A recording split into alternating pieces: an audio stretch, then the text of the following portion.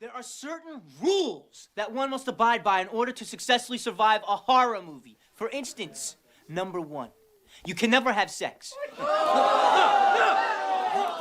no-no! Big no! I'm a dead man. Even in popcorn, sex equals death, okay? Number 2, you can never drink or do drugs. No, the sin factor. It's a sin. It's an extension of number 1. And number 3, never, ever, ever, under any circumstances say, I'll be right back. Because you won't be back. I'm getting another beer. You want one? Yeah, sure. I'll be right back.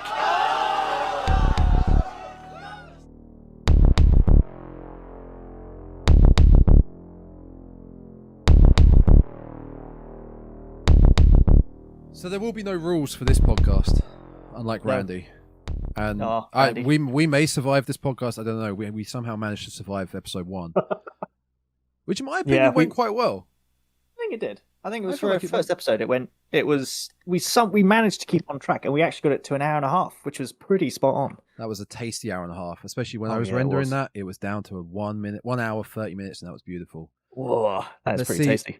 See how this one goes. This is episode 2. Welcome back to the Dreadcast. Yeah, welcome back. We're back. There you go. Yeah, could have been we did episode 1 and went nope. Yes, no, I can't be bothered to do this. I can't be bothered to do this. Yep. It was fun. It was fun at first. It was. Talk about a new film that we both enjoyed, but now we have to go back and watch 4 other films that both of us haven't seen all in a long time. Yeah, I can't actually remember when I last saw Scream, or any of the Scream films. It's been well over a decade. For all of them. Oh well, I mean, Scream 4 especially came out about a decade ago. Well, Scream 4 was a decade ago. But I haven't even finished Scream 4 as of recording this. I'm still got like 20 minutes left, and I haven't seen the ending. I mean, I know how it ends, but you know. Yeah, I think you can probably stop there. To be fair. Yeah. Really. I know who the killers are. I know why they did it, which is in my notes. Which is this is a dumb thing to have in a film notes. Yeah. But we'll get to that when we get to Scream 4. Although I do have an interesting trivia thing, which is linked to Scream 4, which would have made it a bit better, I think. But it also a bit better. Yeah. Well, no, actually, it would have made it a lot better, and it actually links into a theory I had in the first episode. Interesting. All right. Well, we'll get to that when we get to the Scream 4 section. But for now, we're going to be going through the Scream franchise, apart from the one we just reviewed. We're going to be going through 1, 2, 3, and 4. Not so much a review of each film, but just some notes we took. That we each took a look back, a brief look back of each film, what we thought of each film, the positives. Although we've seen some more horror films.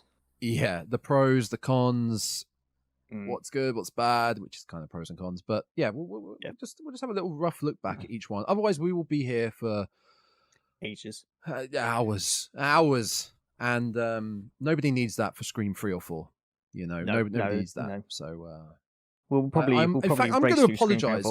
I'm going to apologize to all the people that are listening to this, having to listen to us talking about Scream 3 and 4. I apologize now because I don't even really want to talk about them, but we have to. No, I mean, I applaud that they made them, but I can't help but feel like they would.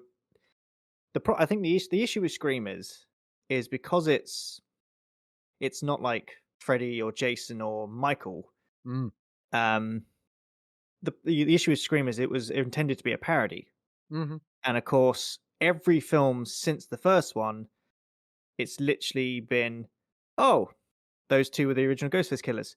I'm going to copy them, and then in Scream 3, it's like I'm going to copy them. And you're eventually like, just come up with something new. But of course, obviously, Scream 5, they do exactly that. They copy the original killers.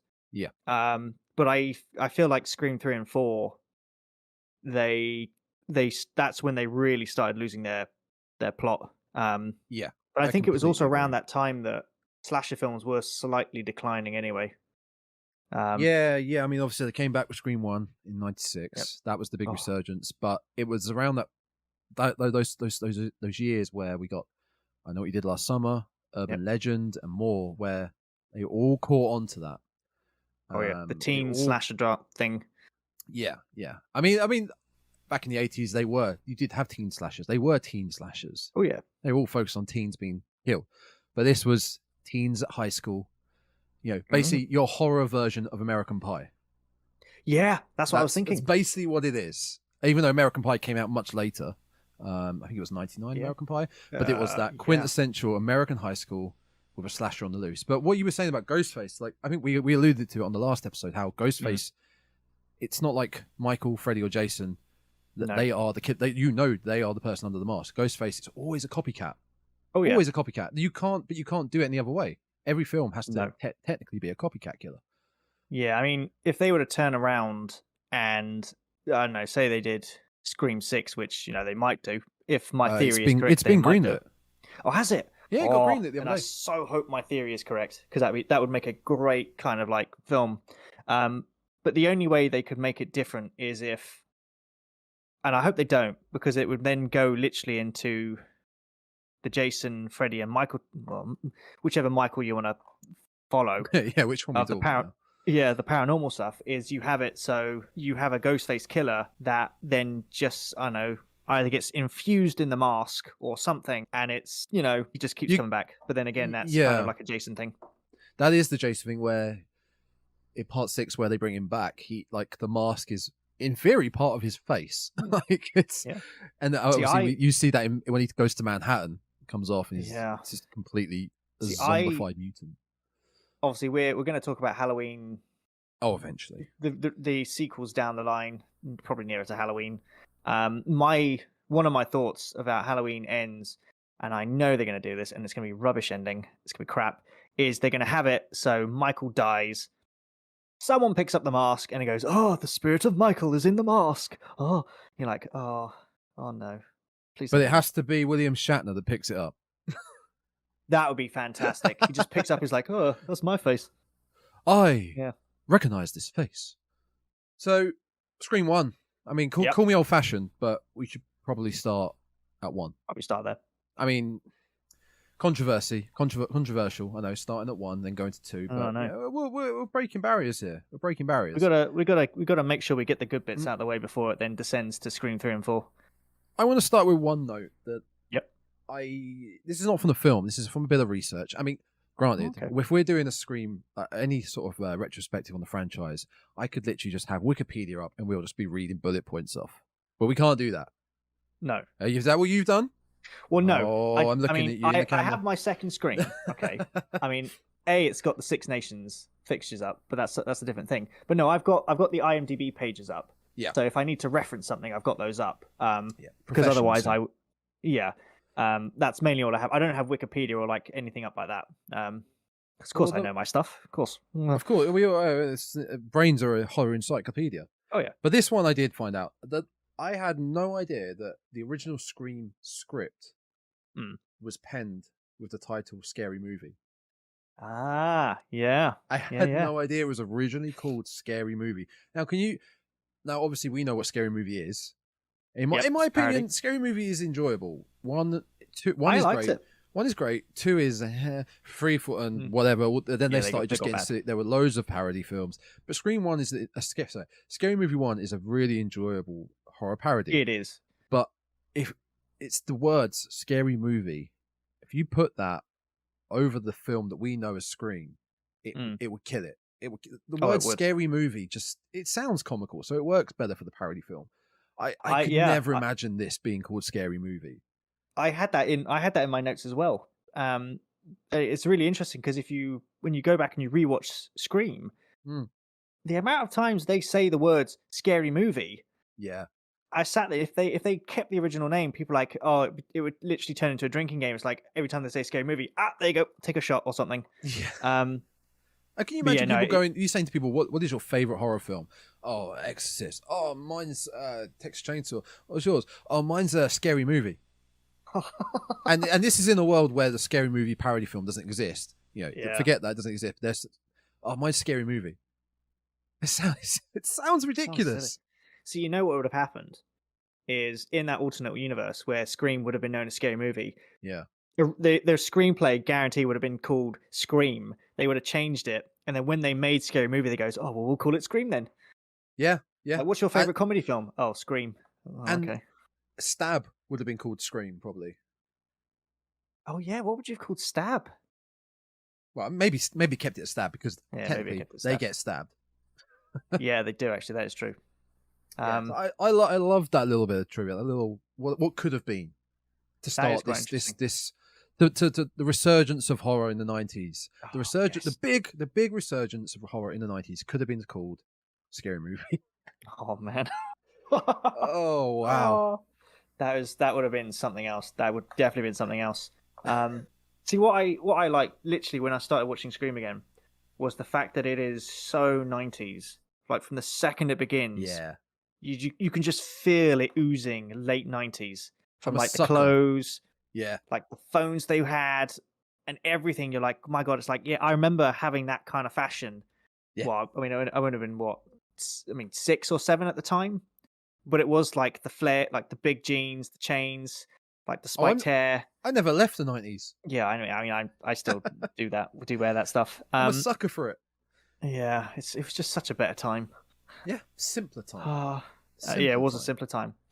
But it got me thinking, and when I was watching it, especially as the film goes on, is I was trying to effectively place the genre of this film. And actually, it's quite tricky. Well, obviously, the broad term could be it's a horror film. But when they were making it, I don't know who it was, one of the Weinstein people. Yeah, unfortunately, it was the Weinstein group. Yeah, I think it's the MPAA, whatever they are, the people that govern stuff. Yeah. They turned around to Wes and said, "Look, you have to cut so much out of this film." And they kept cutting and cutting to the point where Wes, I think he was like, "If you cut any more, this film is going to be the film would have been so empty of like gore and that lot. No, there's much in it, to be fair. He was like, it would ruin the film." And whichever Weinstein went in, he literally went in, said something, and then the company was like, "Oh yeah, keep all the gory bits in it." And Wes was like, "What did you say to him?" Went, "It's a comedy film. Just watch it as a comedy."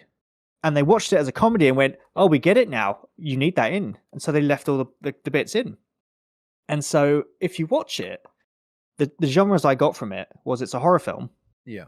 It's a parody film, which it is. Obviously, yep. Effectively, it's a horror comedy film. It's effectively there's teen drama in there.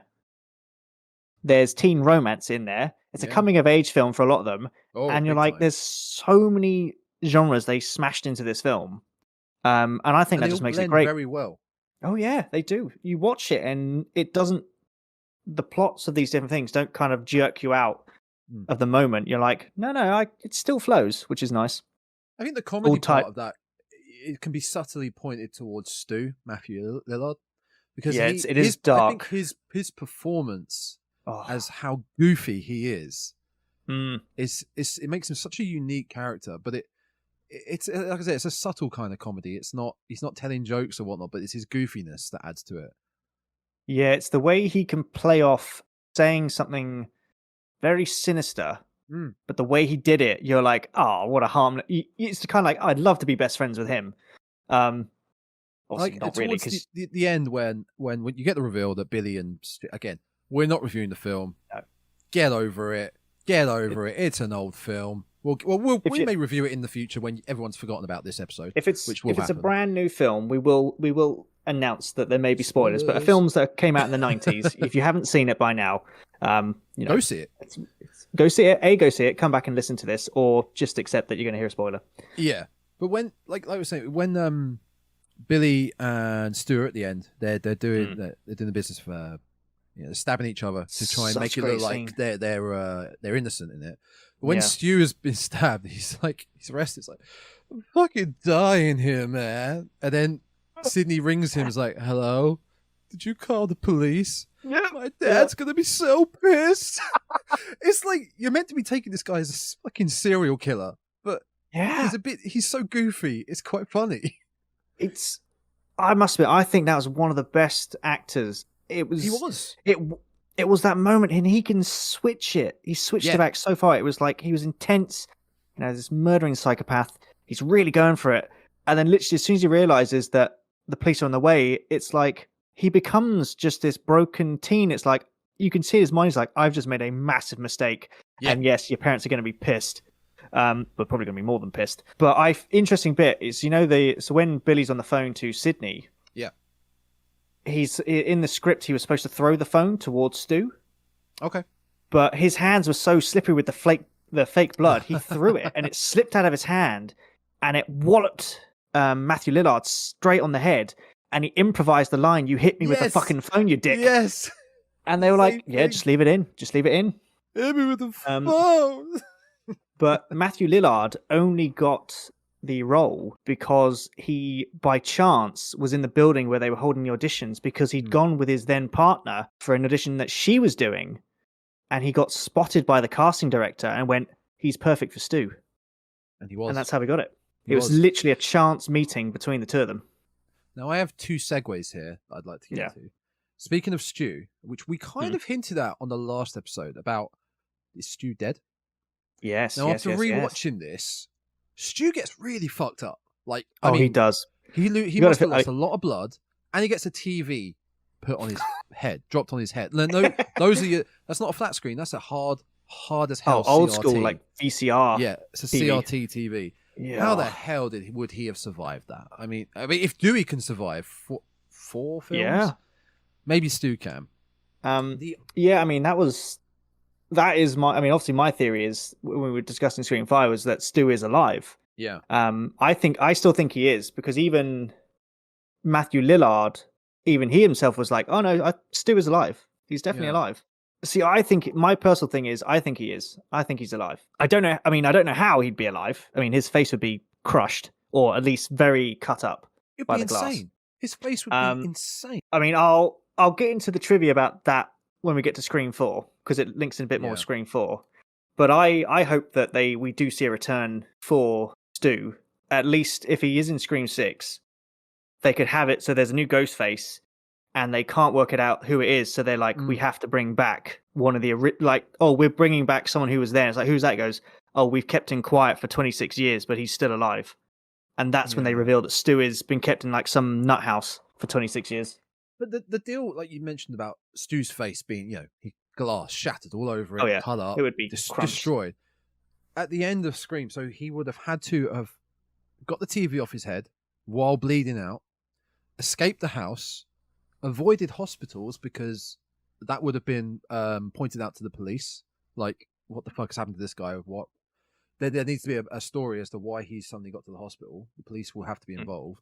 Granted, it's a small town and whatnot, but how he managed to do all that and survive and sort of be on the run and be hidden from the world until this point that's quite tough. I mean, that'd be one way to do it. Or the other way you could do it is he was still in the house after, because obviously they go in and also the reporter says, "Oh, we've got the bodies," or the 2 Ghostface killers are, they were stopped. But could it be that when the paramedics were in and they took the TV off, they were like, "Oh my God, this guy's still alive," and they then take him to hospital?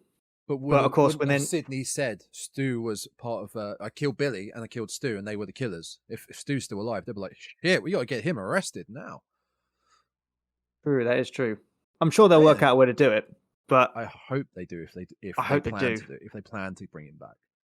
Because I mean, most people of all the characters who want to return, they want to see. I mean, Billy returned. Yeah, in Scream 5. Yeah. I would love to see Stu return because he's one of the standout characters from that film. Yeah. Agreed. I'd love to see him back. It'd be so great. My other segue about, you were talking about Stu's role. Yeah. Finding out about how Courtney Cox got the role. Oh yeah.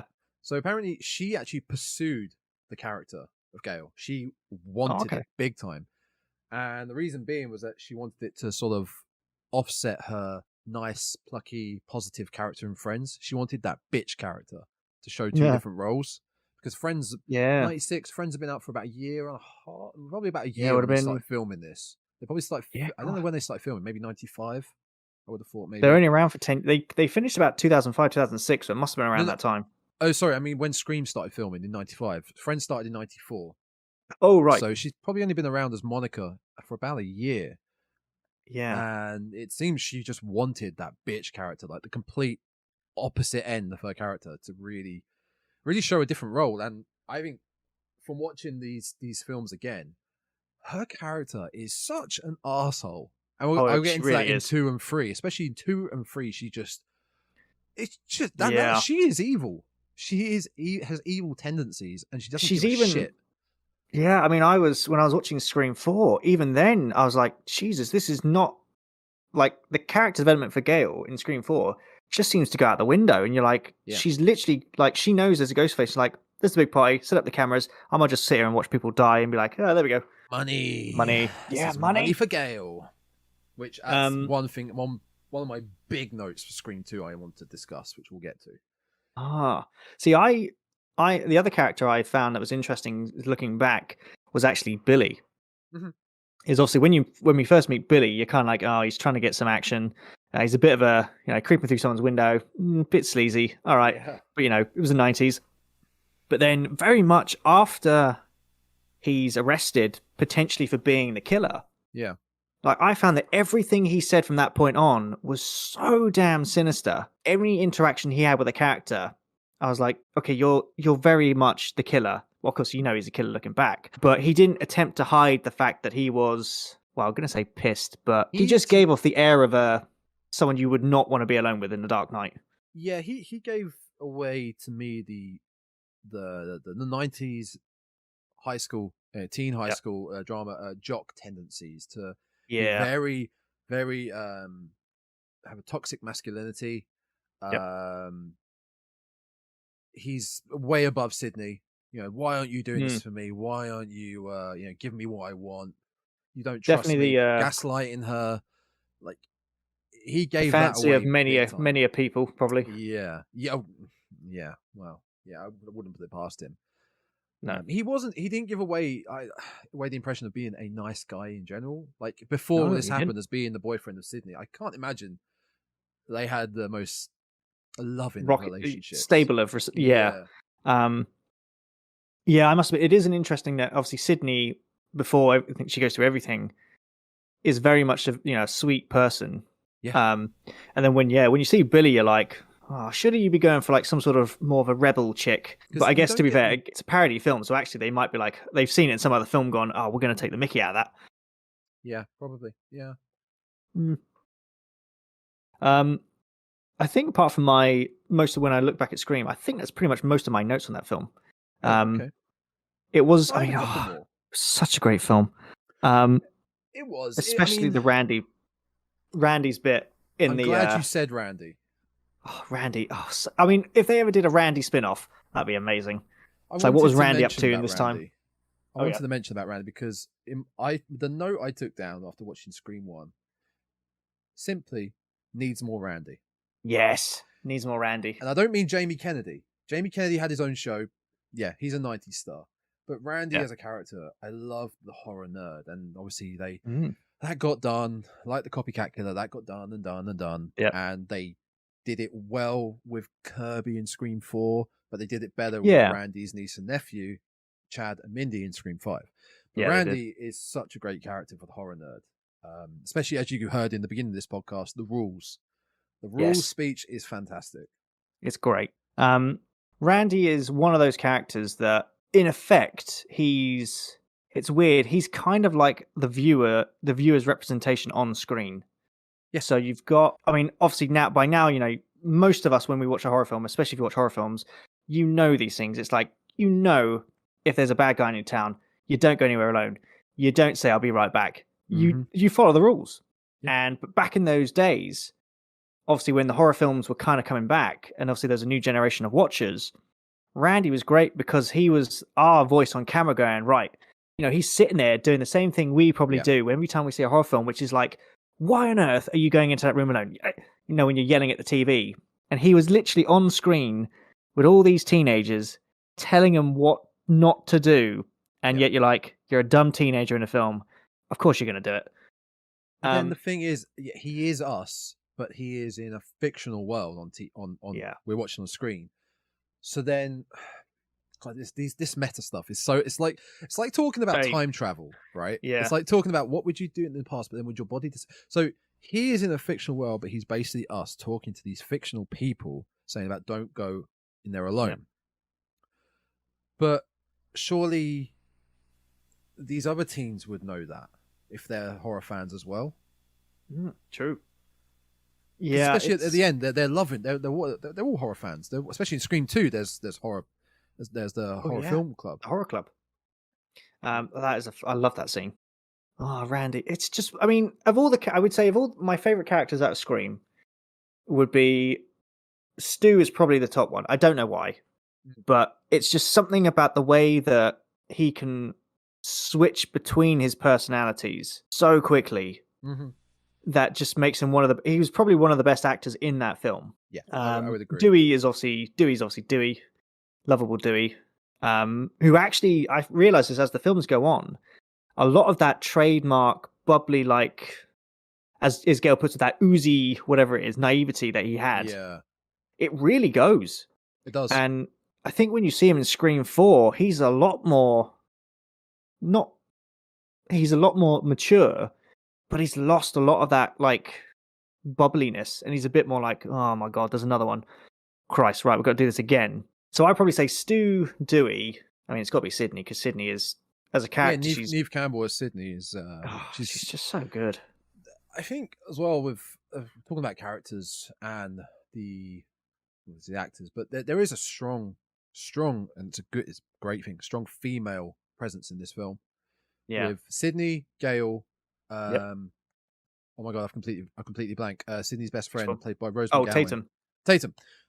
She gets killed, but she is a strong female character. Like, yeah, she is trying to protect Sydney, punching Gail. No, she doesn't punch Gail, but she, at the same point where Sydney punches Gail, she's there. Like, yeah, right on. There's strong female characters. There's none of that. Oh. I hate to say it, but like how women used to be portrayed in old films, like ditzy, bit running weaker. around, weaker. Yeah. It's so refreshing to see that. Yeah, a stronger female presence in the horror film, and yeah, she is. I think we discussed it in the last one. She is one of the best final girls. Hell, she fights back like anything. Yeah, she really does. I mean, her character would know the rules by then, would know it enough to think, I know it's some person under this mask. So actually, when it comes to it, she's thinking, you know what, I've done this 4 times already, or whatever how it is. Let's just go for it. Yeah. Yeah, it was nice to see all these strong characters, and they didn't overpower each other. No, they're all very, very unique. Yeah. Yeah, I love this film. It was great. It was nice to go back and watch this again. It really was. I really enjoyed watching it again, and I mean, the intro alone is iconic itself. You cast Drew Barrymore as the main character. You promote her, and all the marketing, all the trailer featured her a lot. Yeah, you kill her off in the first 5 minutes, and that scene is brutal when you really dive into it. For me, being an older gentleman now, I don't have kids, but I can appreciate the fact that if I did have kids, I'd be worried leaving them in the house. Like, I would be. Yeah. Oh yeah. And to see this, you'd think as a parent to see like, oh, your child's at home being harassed by someone you don't know, and then suddenly you're on the phone with them while she's being dragged away, bleeding to death, dying. Yeah. It's terrifying. Yeah. It's absolutely terrifying. And Drew just gets punked out for the rest of the film. Oh, she's in it for 10 minutes. It was, and I found out she was barefoot in all of her scenes because she hates wearing shoes. So when they came to film her stuff, she went, I'm inside, I'm going to be barefoot. And they were like, all right, if you want. I did. See, that's one of the things I don't think I would ever even clock when I'm watching it. Wait, let me see Drew's feet. Let me see those feet. I see them. She hasn't got her shoes on. I see her feet. Yeah. I think what makes Ghostface terrifying is it is actually a human. Yes, It's not a paranormally enhanced being, shall we say. Yeah. It's the fact it could be anyone under your thing, but it's the fact that the one thing I don't like is when you think there's someone in your house. And that is terrifying. It's like, I'm in your house, by the way. It's like, no, you're not. It's like, I am, because I can see right now that you're wearing pink socks. If you heard that from someone on the end of the phone, you'd be like, oh my God, they're in my house. They're literally looking at me. And that's when the panic sets in. Especially you are in thinking, our tiny British houses. Yeah, I know. Compared to these mansions that they can run around in. And I think going back to the comedy Scary Movie, that scene is really funny when Ghostface is whoever they're parody, Ghostface is like, "Oh, where am I?" And it's like, "You're behind the curtain." It's like, "How'd you know that?" "I can see your feet." "Oh shit!" Okay. Turn around. No looking. No cheating. Okay. Where are you? "I don't know, Mr. Killer." Oh. He's like under the rug, behind the couch, crouched. Yeah. Oh, we'll have to cover, I think, Scary Movie, because technically it's a horror. It's a horror comedy. I think we could in the future, as a light-hearted one, yeah. Yeah, as a light-hearted, funny episode. As a I feel like we can wrap up Scream 1. Yeah, I think Scream 1 we've done now. One last thing I did notice. So I just talked about the intro and how impactful the intro was. Like, incredibly impactful. There's not many horror films that have that sort of impactful intro. I mean, no, not really. Ghost Ship, awful film. That intro is incredible. Just off the top of my head. Yeah. But you have such an impactful intro, but the ending, it just ends. I can't remember how it ends. So all the business happens in the house. Sorry, I thought you meant Scream, Ghost Ship. Sorry, no, I'm talking about Scream. So we kill Billy. Billy is gone. Billy took a big L, keeping that going. Yep. Big L. Yep. He really took it. We then pan to Dawn. Paramedics, police are there. News report. Everyone's outside. Gail's doing her report, and it just ends.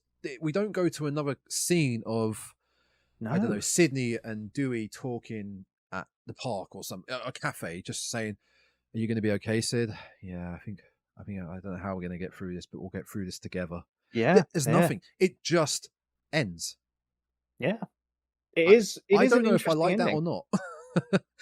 Plus, it didn't follow the trend of, especially slashers, where you're watching it like, okay, and then you're like, there's the teaser for the next one. Yes, it could be left alone. Yeah. It could be its own thing. What I think was great about this is you can either have 96 Scream, and then you could say, oh, well, I'll watch Scream 2 and 3, which was originally the trilogy. Yeah. Or you could say, I'm going to watch Scream, and you could say, oh, well, I'm going to then finish it off with Scream 5, not watch anything else. And you could say, we followed this stuff. Or you just watch it as a standalone and be like, oh, yeah, there was someone went out for revenge, failed, done. Or you could just watch Scream 1 and Scream 3 and have a great old time. Yeah, I mean, or you could just watch Scream 3 and 4 and just ignore the first two. I mean, if you really wanted to, but no. No. Don't do that.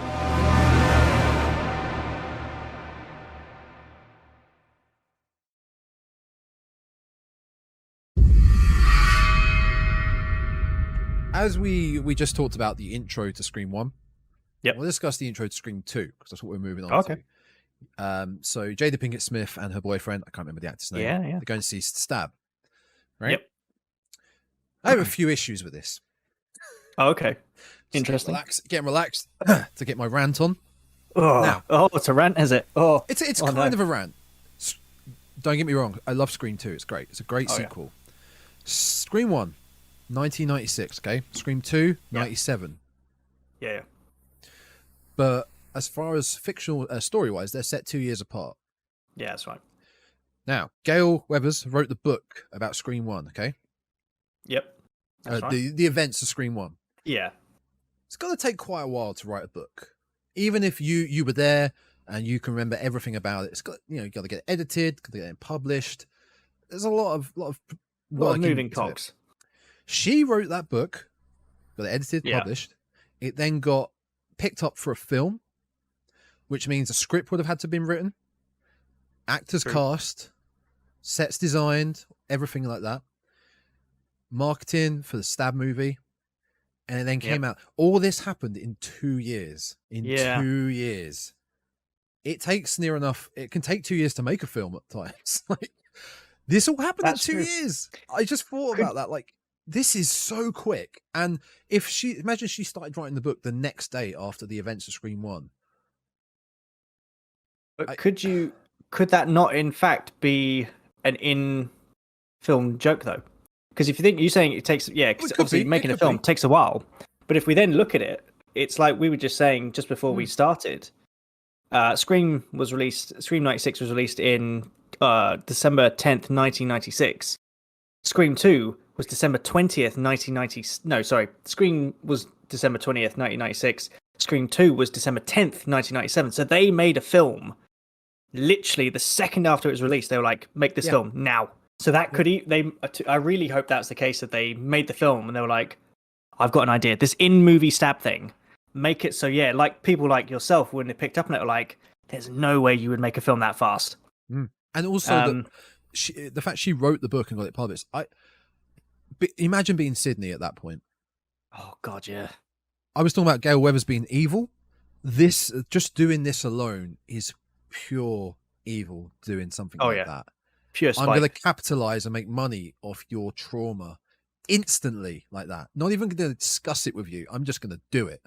Yep. I like the fact there's a line in is it Scream 4? Yeah, there's a line in Scream 4. It's when the two principals of the cinema club, or whatever they're called, they're having a chat with Gail. It's like, oh, if we capture the thing, she's like, if you help me capture them, I'll turn up to your cinema club, a celebrity. And like, oh yeah, but could you get Sydney? And like, yeah, it's like, you are friends, aren't you? And she doesn't say anything. She just sort of looks at them and you're like, you're not actually friends, are you? No. I think at that point in time, she's like, yeah, I'm not really her friend, which is then interesting because they never were. Scream 5, they do seem to be quite pally, but at Scream 4, at that point in time, there's very much no, I'm not her friend. She does not want me anywhere near her. Throughout the whole franchise, apart from Scream 5, like you said, because I think time has progressed they aren't friends. They are in the same situation, having to survive with each other. They're not friends. It's like the enemy of my enemy situation. Yeah, they have to work together to kill their mutual enemy. They're not friends at all. And Dewey is the catalyst for both. Dewey is the bridge between them both, really. Yes, he is. Yeah, he's very much. I almost said Cindy there. Yeah, Cindy. I'm going to say that. It's Cindy and Sydney. I'm going to get. I was sitting going, it's not Cindy, but my tongue was like, say Sydney. Go on. We've been down Sydney. there. Oh my God. I think we need to get Scary Movie out the way. Yeah. So Dewey is very much Sydney's friend. Yes. Because he's Tatum's brother. Yeah, and he's somewhat romantically linked to Gail. I keep wanting to say Cindy. It's driving me nuts. And yeah, you can see he does get stuck in the middle because it's like, well, who do I pick, my friend or my partner? But even then, that is great, like chemistry between them. Where obviously Scream 2, she comes back to the killings, and he very much is like, of course you would come back. Yeah. You are always here when these things happen. It's like a bad juju. Yeah, very much. I must admit, I really did like the opening scene of Scream 2. The cinema.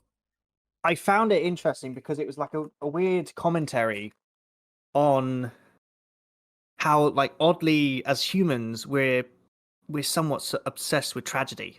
Mm-hmm. And gotcha. No, completely. Like, obviously, this is only set 2 years after these murders. And yet, obviously, they were like based on real events. Yeah. And usually, if you see a film, it's like based on real events. You're like, oh my God, this actually happened to someone. Your normal reaction would be like, this is horrible. Yeah. But in this thing, they are so frantic about this killer. And you're like, yeah, that is what humans are like sometimes. They're like, oh, we know it's a real event, but yeah, we just want to see some people getting sliced up here. Yeah. That's what baffled me about. I think I messaged you when I was watching Scream 4, and I noticed there were. You sent me so many texts when you were watching Scream 4. there were pranksters. I'm half an hour in. I'm so boring. There were pranksters like putting up ghost face masks around the town on the anniversary, and then, like you're saying, we're so mental about this sort of thing. Yeah. They're marketing the ghost face mask to people, but that's a real life killer in that world. Yeah, in that town. People are dressing at that point in time 3 times. Yeah, the people are dressing up like that and going, no, I'm going to stab you, dude. That's literally a line in the cinema lobby. 2 guys are running around. I'm going to stab you, dude. Like, imagine, I keep going back to it, Fred and Rose West. It's just one of the ones that always picks in my head. Imagine they had an outfit or a mask, and what are you dressing up as a Halloween this year? Oh, Fred. Oh, sick. You got a rose as well.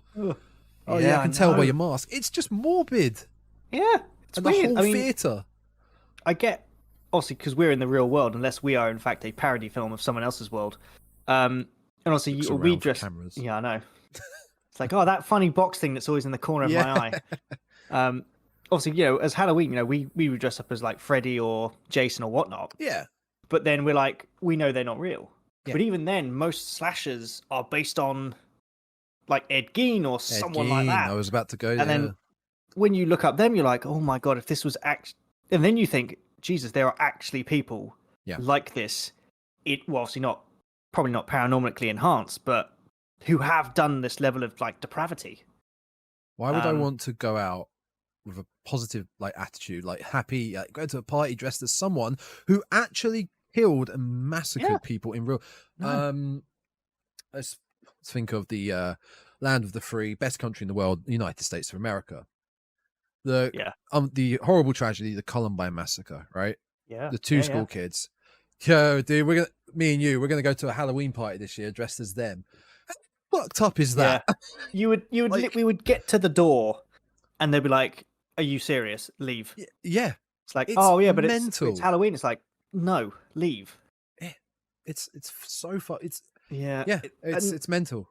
But I think that's what the opening did so well, was it portrayed that weird mentality that especially younger people who may not be world weary or it's quite naive may have. But I think that works because obviously Ghostface comes in and he just absolutely goes ham on Jada Pinkett Smith's character. And of course, everyone around's like, "Oh yeah, it's part of the it's obviously someone in just a costume. It's stabbing it." But then obviously, there's the girl who gets splattered, and she's like, "Oh, it's like, wait, where's this come from?" And over time, you see them as she's crawling up the screen steps, and you can just see in their face going, "Oh my God, this person's just been stabbed here. This is real." And there's a great bit where there's a guy that pulls the mask off, and he's got this look of horror thing. And there's a guy next to him going, "Yeah." And then you could just see someone like tapping his arm down. And, dude, this is shit. real. Like, yeah, this is real. Someone's actually just come and been stabbed here. The open, obviously the knife through the ear thing. I must admit, I saw that, and my next thought was like, I remember when they parried that in Scary Movie 2, or Scary Movie, except it was not a knife; it was something else. God's sake, Scary Movie! You parried it too well. Yep. Yeah, so it only came out 3 years after Scream 2. Yeah, it did. So we're not going into like plot reviews and all that jazz because it'll take too long. But basically, sum it up: Scream 2 set 2 years after, as I alluded to a minute ago. Sydney is at university, and it's happening again. Basically, so she's at college, that's basically it. College, university, whatever they want to call it. Something in America. They have like a different school for every year: junior, middle, high. Like, it's ridiculous. Yeah. She's either college or mid university. School, high school, college, uni, something. It's a crazy country. Oh yeah. You mentioned something about you wanted to talk about Mrs. Loomis. Yes. Yeah. So Mrs. Loomis is back. Obviously, Billy Loomis is not back. She was never there. She was never there. She was mentioned in Scream as abandoning her son Billy. Yeah. And she appears in this film as Debbie Salt. If you look at, so obviously Mrs. Loomis is one of the killers. Yep. If you look at her motives for doing so, she is pretty much just a carbon copy of Mrs. Voorhees from Friday the 13th. So I basically, hadn't considered that. Yeah. So if you look at the term, so we'll go to the original, which is Friday the 13th. It's Mrs. Voorhees. Yeah. So she kills all the counselors because they effectively killed her son. They neglected him. Yeah. So she wore a costume that Jason effectively would later use. But in Scream, Mrs. Loomis does the same thing. She wears the same costume as her son, copying him. Yep. She uses the same weapon that her son used. Basically, her motives, they literally looked at Friday the 13th and went, put it in Scream. Which again, could be a meta thing. They're like, oh, we're going to reference Friday the 13th here. And I didn't realize that. I just thought she was just going for revenge. But then when I looked up some research, I was like, no, they're right. She is literally Mrs. Voorhees. I had never clocked that. That's a fantastic comparison. She does a great job when she flips brilliant. and goes nuts. It's fantastic. I guess you could kind of equate that as well to Mrs. Voorhees. I can't remember the final girl's name in Friday the 13th. Can you remember? I Character's should name? know this, but I So I don't you know. can find out. Final girl in Yeah. Friday the 13th, when she's trying to sort of I want to say she's trying to sort of calm down Pamela by talking about Jason. Yeah, Sydney kind of does that by saying, "No, Billy, he was a good boy. He was a good because she first doing this. She says he was fucked up. He was mental in the head." And she's like, "What did you say about my son?" "No, he was a good boy." So trying to calm her down, get on her level. Alice, okay, Alice. There you go. she kind of does the same sort of thing. Yeah, she does a bit, doesn't she? We're talking about the Mrs. Loomis. Yeah. Obviously, she's one of the killers. Mickey is the other. Mickey is played by Timothy Olyphant, Oh. who, in my opinion, he is the stew factor in this film. He is the goofy, fun, eccentric character, and he is part of the film club, part of the main crew of university students. So he is the other killer along with Mrs. Loomis. Yeah. But I was trying to work out how many people do you think Mrs. Loomis actually killed in this film? Well, it's tricky. I mean, it's always tricky to pin down. She definitely killed Randy. Because I think she definitely killed Randy. I think if you look, where is it? I think if you look it up, they do actually break down who potentially did kill who. Yeah, because I was thinking, when we were talking about in Scream 5 about who killed Dewey, right? The strength wise. Not Pamela, but Mrs. Loomis, I get the feeling she used Mickey to do a lot of the deaths and she just wanted Sydney. Well, that's the thing, is when you look at the kills, every kill is always, because obviously usually there are two serial killers. So sometimes one of them might use their right hand, one of them might use their left hand. Oh, yes. Now, in Scream 2, the killer is always using their right hand, and it is shown that Mickey is right-handed. Mrs. Loomis is left-handed. But the killer always uses the right hand. Yeah. So she is responsible. So there's only one she's responsible for, and that is Randy. She definitely killed Randy, because obviously at that point in time, Randy is literally going ham, and is literally just is ripping her son to pieces. Your boy was a psychopathic little mama's boy. Yep, exactly. It's speculated that she killed Phil, the guy from the cinema, stabbing him through the ear. Yep. And it's also it's potentially that she killed Cece. But when she kills, no, actually, yeah, I think she does definitely kill Randy. Yeah, she kills Randy because Mickey at that point in time is with one of them.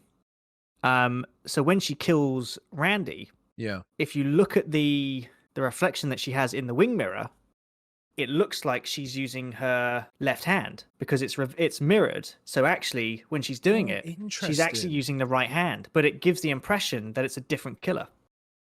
That's a great little thing to pick up on. I had never noticed the different left or right-handed. But yeah, Timothy Olyphant, when he reveals himself to be the killer, his speech about the trial, and you could just see that madness behind his eyes. Yeah. And I think that's quite clever because obviously Stu and Billy, I keep wanting to say Billy's name wrong. You mean Cindy, right? Yeah, Cindy. Cindy and whoever, Mindy and whatnot. So in the first one, it was very much Billy's idea. Yeah. It was like, I'm getting revenge. And Stu was just the guy that was along for the ride. He was like, she's the right, weak-minded. Yeah. Exactly, the weak-minded person. In Scream 2, Mrs. Loomis is there for revenge. Yeah. Because she hates Sydney, even though her son was messed up. Whereas Mickey's just nuts. He's deranged anyway. And to him, it was like, I'll take the fall. I don't care. Yeah. So he's just along for the ride. Yeah, Mickey doesn't really have, compared to a lot of these killers, he doesn't really have the biggest motive. Compared to all the film killers. He's kind of getting off on it. Oh yeah, he's really getting off on it. Yeah, and his speech when he does that, it's like, there's going to be a trial. I'm going to be the kid. I'm going to be the biggest thing this century. He's so excited. He's so excited for it, and you're kind of like, yep, no, I can see that. Yep, okay. When you were talking about in Scream 1 about the different genres as well. Yeah. About they are horror films, but there's so much more. they're also not, in my opinion, from a big horror nerd, you know how you feel the same, not that scary. No, they're really not. And And- actually, I noticed that a lot of the kills are off screen. You see stabbing, but you don't actually, apart from a few minor hits, most of it's never shown on screen. Yeah. And with that point, in my opinion, I think this is one of the best jump scares in the franchise, which is Randy's death, because you just talked about Randy's death. So again, needed more Randy in this film. It's like Pooch. Everyone should be asking, where's Randy? There should be more Randy. Everyone should be asking when Randy's not on the screen, where is he? And his death, he's doing the speech, he's talking to the Ghostface killer, and it just comes out of nowhere. He's just talking like, whoa, it just gets dragged into the van. It's not like come get me with the music blaring up to suddenly silence and then jump scare. It just happens. It's a great jump scare. I think Randy got more screen time in this one than he did more in than the Scream. first one. Yeah. There's a great scene where it's after it's revealed it's the Windsor College murders. I think it's the Windsor College murders, which is the setting for the second one. It's after Sydney appears at the movie club, the movie club. Yeah. Bit where they're all talking about how sequels are terrible. Yes. And I thought that was fantastic. That's a great scene. I mean, especially with horror films, you usually don't get much better than the first film. Yep. And he leaves with Sydney, and he puts on a British accent, a terrible British accent. He does. And he was only supposed to do it for like a line, but for some daft reason, he just kept saying the stuff in this weird accent. They kept it in, and afterwards they were like, "Why'd you do that?" He went, "I don't know. I don't know why I did that." It's like, "I don't know why they've done that," and they're like, "All right, let's just leave it in there, fine." I can't remember the actual line that he says, but his British accent is very Cockney. His stereotypical Cockney British accent it's played for laughs. Like we're talking about a killer coming back hunting for Sydney, and he's just like, "I don't know, Sid." I don't know why they're doing this. It's just a movie. The flip between, like you said, the genres, just subtly, it works so well. He's got that swag walk. It's like, oh yeah, it's like just popping his shoulders up and down. You're like, oh, he's just loving this, isn't he? Oh, when Randy does die, like while he's being massacred in the van, they're trying to find the killer. Randy's on the phone, and then suddenly gets dragged into the killer. He's getting attacked, getting stabbed. But while it's happening, 3 guys on the boombox dancing just walk by, like, yep. just to hide the noise. Like, okay, this guy's getting brutally massacred, and we're like, oh, this is just to cover it up. I must admit, it's obviously it's Randy's. I think it's probably safe to say Randy's probably one of our favorite characters of this franchise. Yeah, completely. But even when he's being murdered, he's still being Randy, and all you can hear from his fan is oh. It's a very Randy death, isn't it?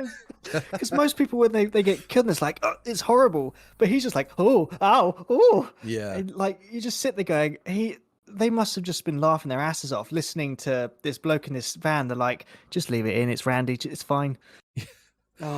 This so film in good. particular, this is the one that felt like we're now at the point we're like in the same sort of universe as I mentioned before, Urban Legend, I Know What You Did Last Summer, because the actors cross over.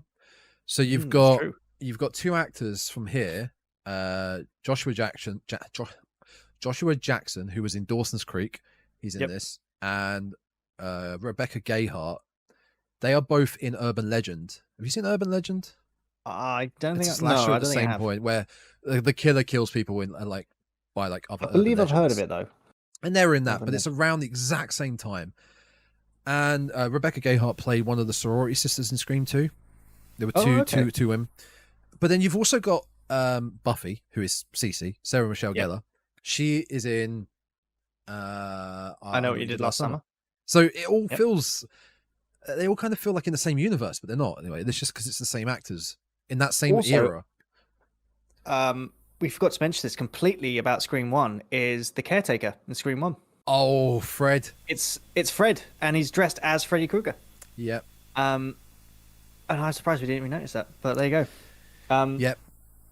I think I must admit, in terms of like horror film sequels, I would say that Scream 2 is probably one of the only ones that you could probably put near to the same level as the first.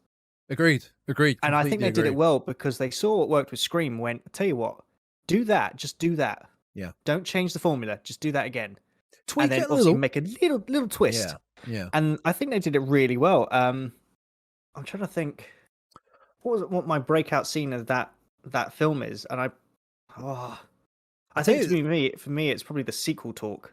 I think that was great. As in the classroom. Yeah. It's like great name a sequel scene. that does well, and they're like, there's none. And then of course you get like The Godfather Part 2. There's Empire Strikes Aliens. Yep, Empire Strikes Back. Yeah. So there are a few, but yeah, Scream 2 is probably up there with it.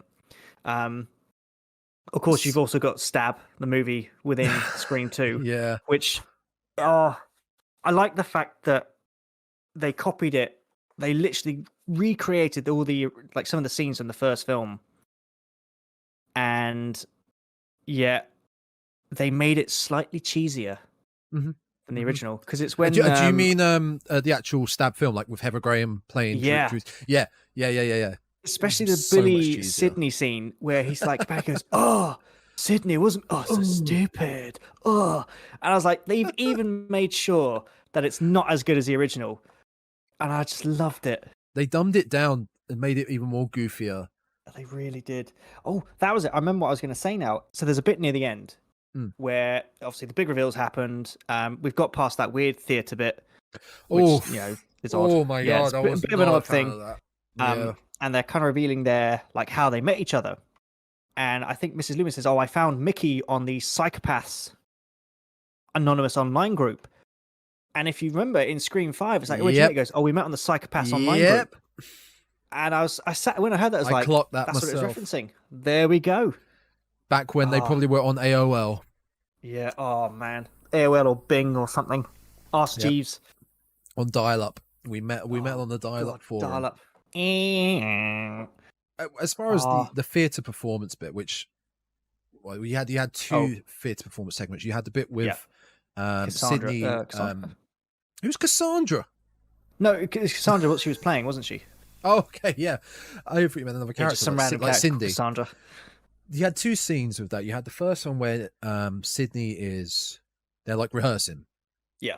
And then the other one was the fraternity bit where they captured Derek. Speaking of Derek, side note, I thought Derek was an awful character, her boyfriend. He's not really needed, is he? No, he's not needed. But the fraternity captured him. Fraternities suck. I hate the idea of hazing and fraternities. It's just awful. Thankfully it's really an American thing. It's not really over here. Hopefully it's not over here. Well, it probably is. I don't know. I don't remember at uni, and thankfully I don't remember or ever seeing it. But those scenes are, to me, probably the weakest of the film. The anything that's happening in the theater, apart from like Mickey's speech and the end bit with Mrs. Loomis.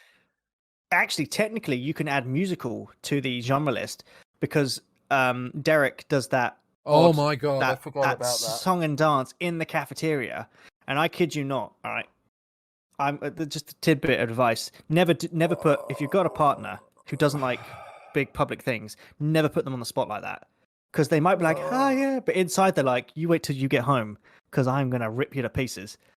And you could just tell it was. I mean, it was awkward to watch. And even then, you could just see Sydney's face is like, "Oh my god, please stop, just oh." I knew it was coming. I knew it was coming when I was watching it, and I skipped it. So just before you brought it up, it wasn't even in my head. Now you've just mentioned it. I've just remembered, and now I'm sad. I know. I'm sad now. I couldn't skip it. I was like, I have to see it. But it was interesting. There was a lot of stuff in Scream 2 that when I went back to watch it a second time, I was like, I just totally forgot about that. I completely missed it. I think that's good when you do a retrospective because you can be like, oh yeah, I forgot about that. Thankfully, I forgot about it and I blocked it out of my memory. I was going to just end on the Cotton's character. Oh yeah, the falsely accused. Well, that we kind of know falsely accused. Killer of Sydney's mum. I like his portrayal. Liev Schreiber. Liev Schreiber, very weird name, but I love his portrayal of Cotton, and towards the end where he's like, it was like the standoff, the Mexican standoff, where Mrs. Loomis has got Sydney in the hold with a knife to her neck, and Cotton's like, who should I help? Who should I kill? And he's all that's going through his mind for that whole time is, what the fuck's going on? What the fuck should I do? Why am I here? What is going on? He's fantastic. I he's found doing that all he can to prove his innocence, but at the same time, he's not coming across very well throughout the whole film, trying to prove his innocence. I noticed that he doesn't really raise his voice. No, he's at all in the film. Very monotone, it's very like controlled, like tone, to the point where you're like, okay, I can see why they're kind of like pointing at him to be the killer. Yeah, but yeah, he's very controlled. You can see he wants an interview with Sydney, but he never gets it, and you can see that he's in the back of his mind. It's like, just give me the goddamn interview, which is when it leads to the standoff, and it's like, oh yeah, oh. And I must have watching it back a second time. I was like, wait, does he shoot her or what? I was like, no, she's obviously still alive. But I was like, I can't remember how it gets out of this. Of course, we'll see Cotton in Scream 3, but that's Scream 3. Briefly, very briefly, which will probably be a very brief talk about. Yes, yeah. I guess we better get to it.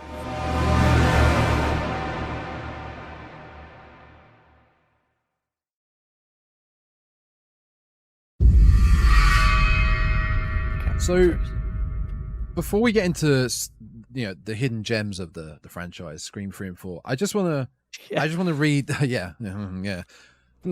the blurb on the back of my Scream VHS box. Yeah. It's a re-release from '97. It's not the '96 release, but it's classic enough. Because I just noticed something on the back here that you probably won't get nowadays. Nope. So let's definitely read. not. Critically acclaimed as the definitive horror thriller of the '90s from the master of genre, Wes Craven. Now, that's talking in the past tense, like it's already happened. Scream will terrify you beyond belief. Here we go. The residents of a picturesque small town, including sexy stars Drew Barrymore, Courtney Cox and Neve Campbell. Sexy. They're sexy stars. I'm not ad-libbing. That's what it says right here. Oh, no. Are being victimized by a sly psycho with a twisted love for scary movies. As this masked predator continues to mimic horror films. Well, not really. Not really. No. I don't think really there is much mimicking going on there. Mimics. Well, the film parodies certain horror films. Yeah. Or tropes, shall we say. Yes. Horror films with real-life acts of terror. It becomes clear that solving this mystery is going to be murder. An instant favorite with audiences for its unique style and edgy humor. Yep. This chilling, one-of-a-kind thriller will make you laugh until you... ... scream! Ah. See, so there we go. They got some of it right. Yeah. Apart from putting sexy stars and sexy. It didn't. But it just sexy stars, right? It didn't say male or female, but it only listed the female characters. Yeah. If they just went filled with sexy stars and left it, you'd be like, okay, you could say that's everyone then. But the fact that you then reference the main three female characters, you're like, ugh. Sexy stars, including David Arquette, Jamie Kennedy, and Skeet Ulrich. Skeet Ulrich, yeah. Sexy stars. Oh, yeah, I just wanted to point that out before we got on. I just noticed that. And I thought that was... They could get away with a lot more in the 90s than they can now. And hopefully in the future, if we ever end up doing our video podcasts, which I think we'll do, you'll be able to see the lovely VHS tape that I'm holding up right now that you can't see. But just imagine it, listeners. Just imagine it. Let's audio describe it. It's a classic VHS tape box, white cover. Box. Yeah. Plastic box. Got Drew Barrymore on the front. Yeah. Courtney Cox on the side, on the spine. Courtney Cox on the side. Yeah. It's a VHS tape. I mean, sexy stars on the back. What it is. Oh, there's the sexy stars. Yep. Who's the person above it? Is that Drew Barrymore? Yeah, there she is. Yeah. Oh god, yeah, she looks terrified in that. But she's sexy. But she's sexy. Let's not forget that. No. It's a sexy film, T. It's a sexy film. Exactly. Sexy film. Do you know what's not a sexy film? What's that? Scream 3. Yeah, no, definitely not. Just choke on my tea as I drink that. Oh boy. Oh man. No, Scream 3. I mean, I didn't even rewatch it. because I remembered what happened in it, and I remember. I mean, I think the problem is it's really quite confusing as to what on earth is going on in this film. It is a bit, yeah. Because I mean, this came out. This was 2000. Yeah, 2000. It was. You knew that it was going to parody certain films. Obviously, yeah. And then, of course, we had the build-up. It's like, oh, you've got the Stab films within the Scream films. Yeah. Which, interestingly enough, when we're first introduced to Hollywood or LA, they've just released Stab 3. Yeah, so we've gone past Stab 3. Sorry. Yeah, we've gone past Stab 2. We haven't seen Stab it 3. though. Yeah. No. And of course, they're making it, but of course, it's the first Stab film that's not based on any actual real life, shall we say, air quotations. Yeah. Events. I think the issue I had with this was you're watching a Scream film that is parodying a film, but they're like, oh, let's make the plot of this film about parodying a film that doesn't exist. Parodying a film within a film about the film that doesn't exist, going wrong, that's going to inspire another film. Yeah. And at that point in time, I think, okay, you're really, really confusing here. Yeah. It's the loop that just keeps getting confusing. Like, so we're doing that, but we're doing this, and we're doing that, but we're doing that. It's weird because too convoluted. Yeah, because Stab 3, I think the plot of it was they're returning to Woodsboro, so you've got all the original settings from the classic film, and then it just goes, I don't know, it just goes sideways so badly.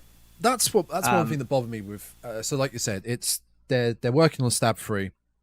They've got new characters played by actors in the film, who are your cast. So the cast of your film are the actors playing the new characters in Stab 3.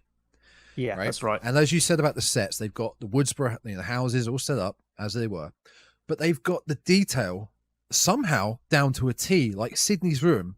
Apparently Sydney has told them how her room was, her TV was there, like she had these books up. It's down to this is around the point where Sydney is back she gets chased around the set by whoever Ghostface is, and she's running around her old house or the Stu's old house.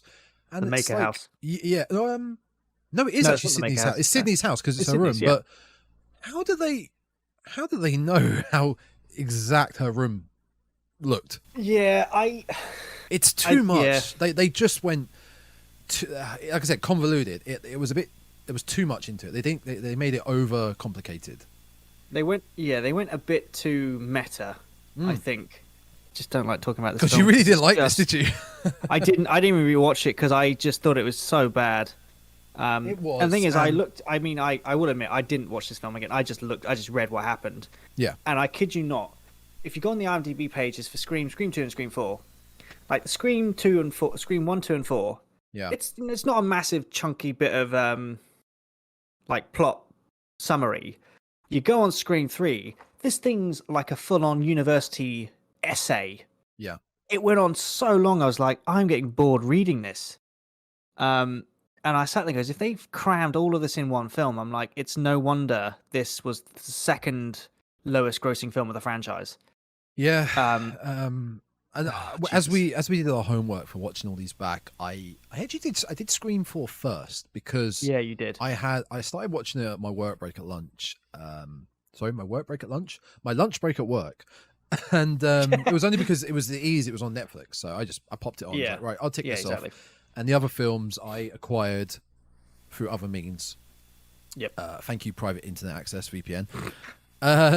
So I watched Scream 4, and now Scream 3 was the last one I watched, and I hadn't seen them in so long.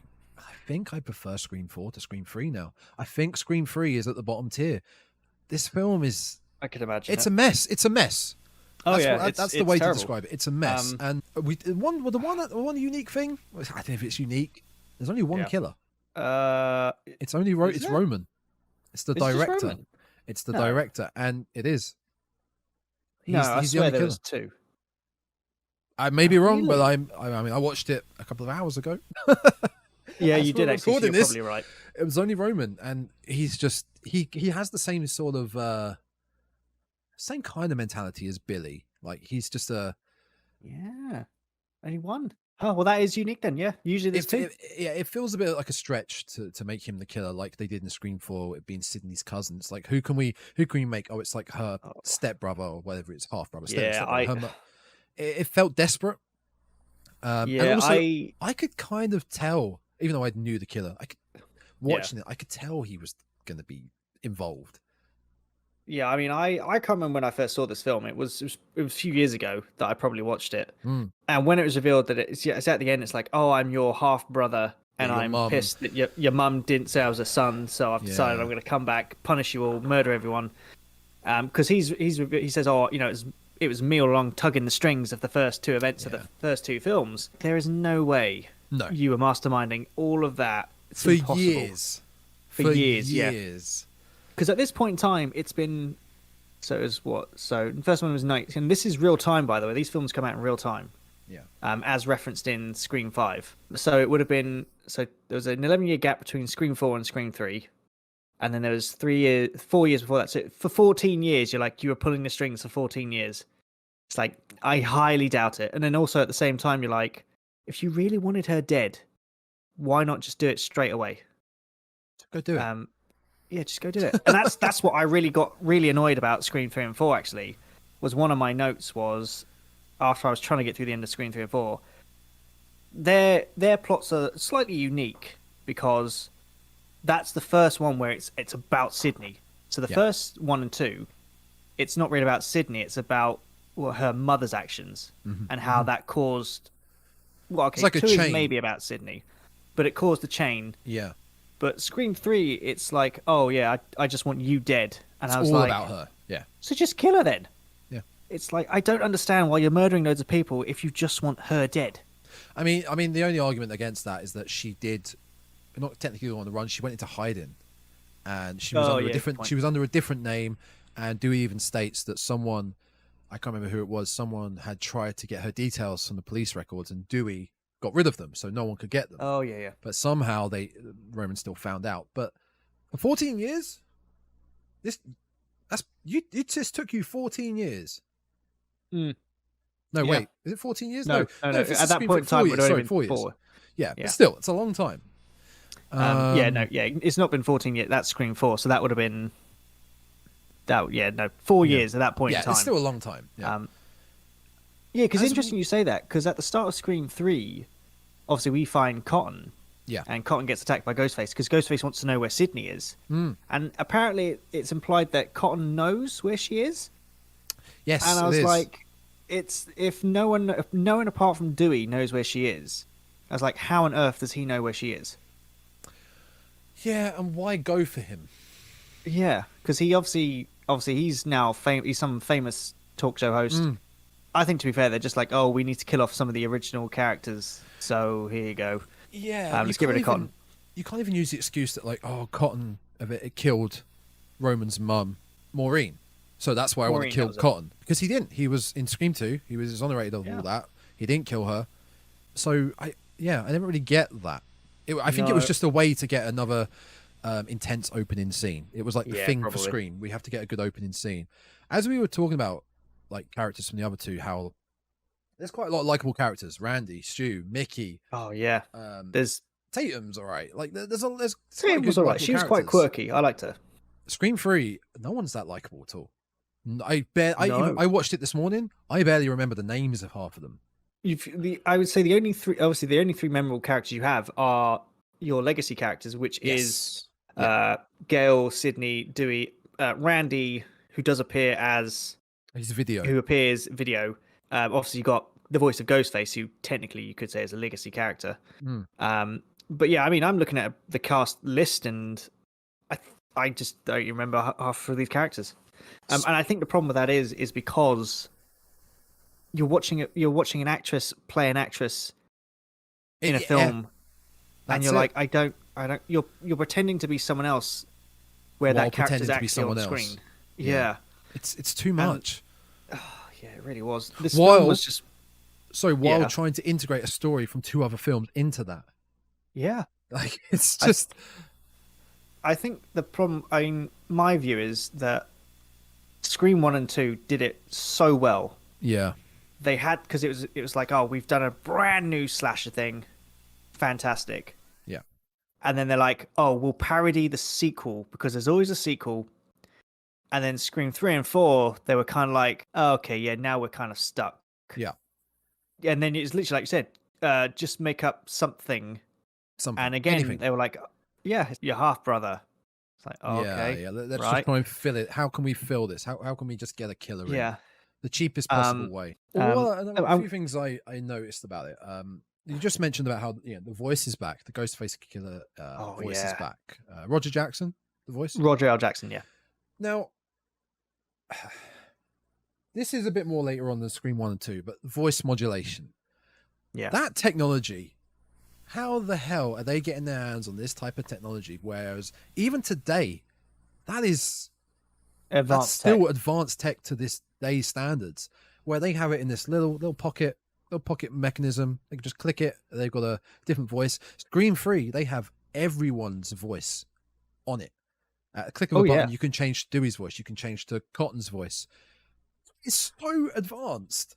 They pick it up at Walmart or Best Buy. Like it baffled me how they just got their hands on that. Again, looking at the meta, obviously they're disguising their voice. Actually, no, that's not meta anything, because most of the slashers that we come to know, they don't have another voice. They just have their voice. No. Yeah. But yeah, I think most people picked up on that. It's, you have a voice changer that, like you said, has everyone's voice. You're like, that's so advanced. That would, we don't even have that now.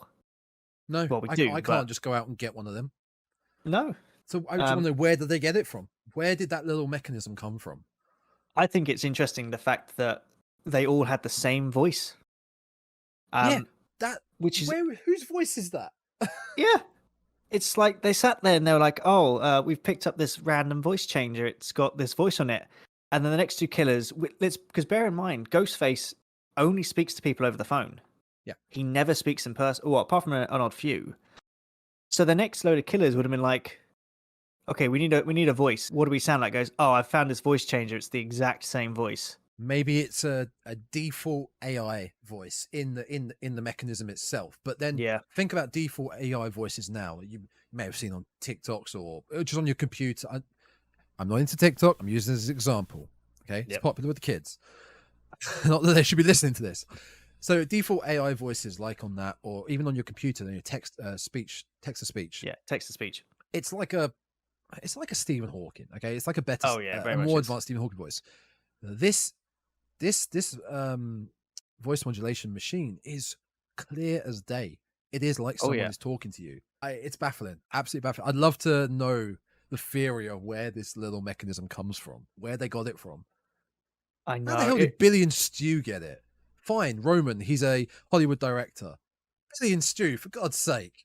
At least, I'm looking up I literally typed in voice changer. There's a page dedicated to the voice changer on the Scream, Really? The thing.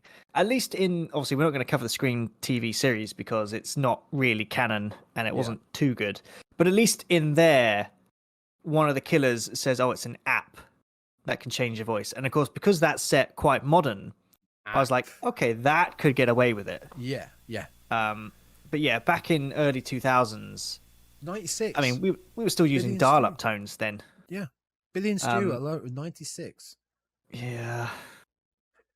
So yeah, I had a few issues. Be interested to see just a few issues with this film, and that is one of them.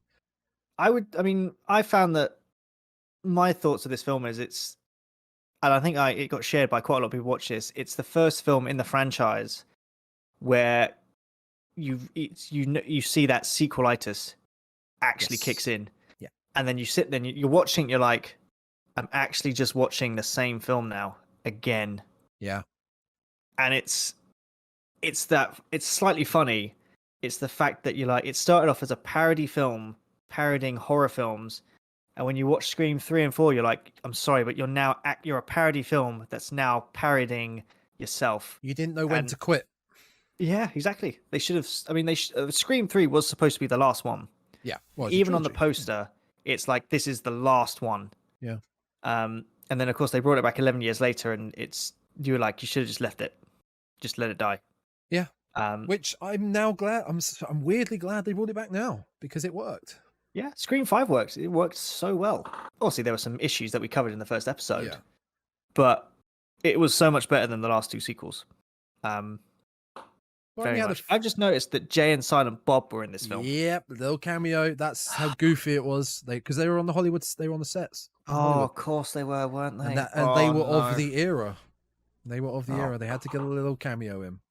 God, But that's bad. I I know have- that. Sorry. I know that Carrie Fisher was in this. That was one of my points. She Yeah. was, and she Yeah. states that she was so close to getting the Princess Leia part. Yeah. But Because she's not she actually was- called Carrie Fisher in it. No, because she was playing a Carrie Fisher lookalike, wasn't she? I know that because obviously this film has got re-examined post, I think 2017, because obviously one of the makers of this was Bob Weinstein, Yeah. who is now disgraced in the industry. That's Harvey And- Weinstein. Oh, Harvey Weinstein, not Bob. Yeah, sorry, Bob Weinstein was the guy I was thinking of in the first film who said it was a Yeah. comedy. Yeah. Yeah, Harvey Weinstein, sorry. And actually, that's a lot of people when they rewatched it after he was found guilty were like, there are so many references to quite weird, like dirty subjects in the Hollywood film industry. It's like a lot of the female characters, like, oh yeah, I got this job because I slept with the director. And there's even Carrie Fisher's like, yeah, I didn't get it because she slept with him. And you're just sitting there going, yeah, when you look at it back, you're like, there is so much of it in this film that you're sitting there going, yeah, like, yeah, that was a bit bad sleazy. time. That was a bad Bit time. sleazy, yeah. Yeah, a bit Ooh. sleazy. Ooh, look back at that now. All these sexy stars, you know.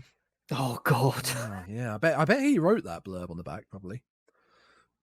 he might have done, yeah. Unless, well, yeah, someone wasn't checked when they wrote that. No.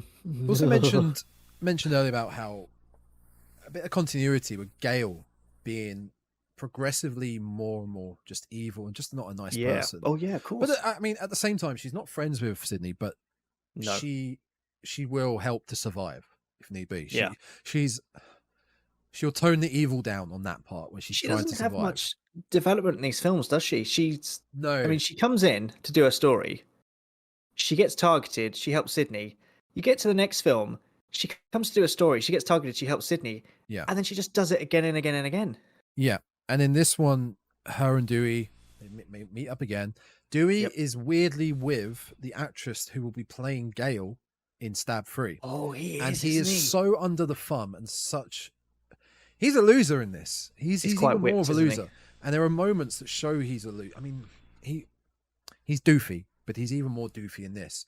There's a Oh, line no. where Gail even says to him, like she basically gave up on looking after Dewey after the events of Scream 2 because every day felt like dog years looking after him. She just couldn't. She was like, "Oh, I just can't be Whoa. bothered with this." It's just that's just harsh. horrible. It's horrible. It's harsh.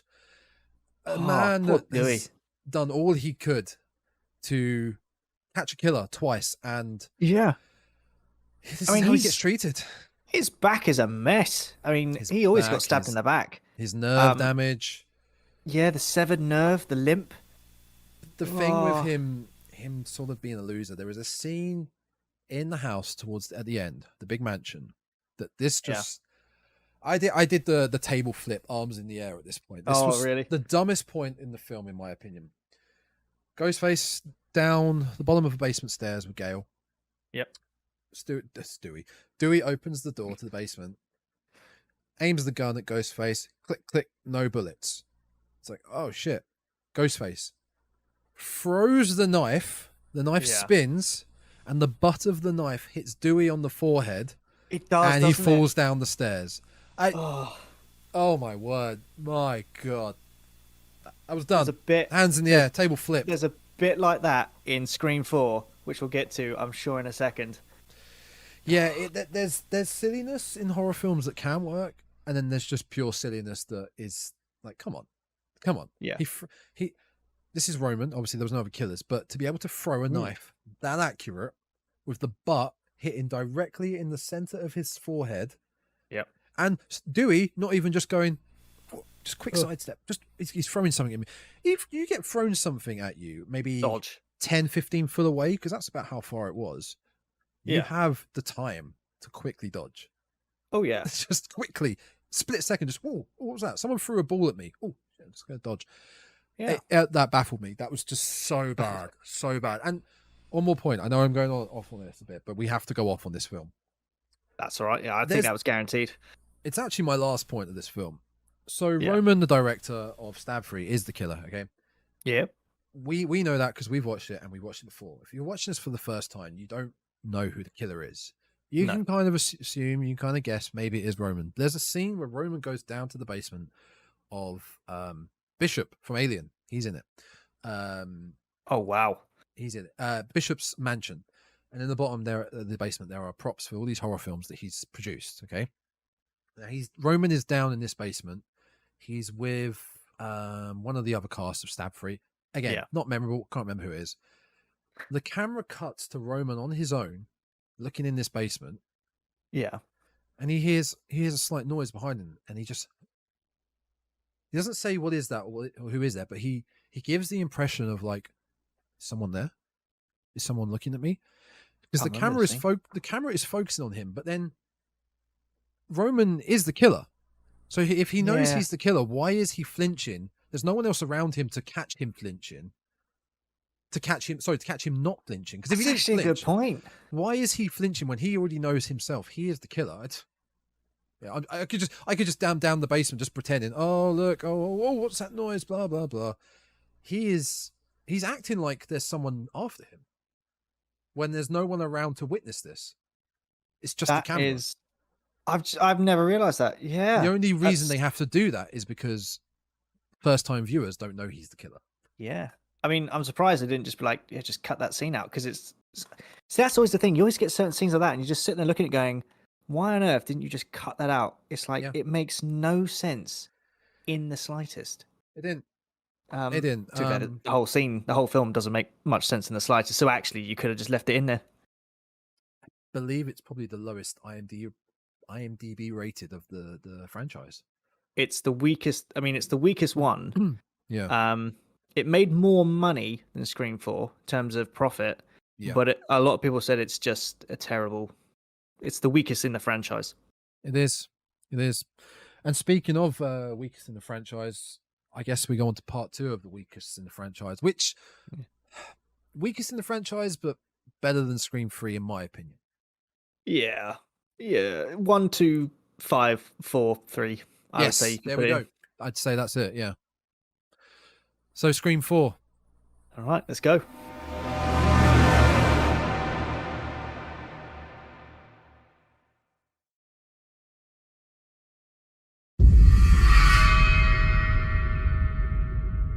The final film? Well, not the final film. What was the final film? Yeah, it was the final film. The film that I thought should never have been made, because quite frankly, just didn't need to be made. Agreed. I've got more notes on Scream 4 than I have got on Scream 3. Okay. But most of them are just when I was watching it, I was like, there are just so many things in this film just didn't make sense. Okay. Not as bad as Scream 3, which really didn't make sense. But I think, to be fair, in terms of the plot, I don't think they could come up with a better plot than it's the family member. Yeah, that felt lazy again. We went back to really a family member. It was I mean, my note was literally, the plot is, Sydney is my cousin.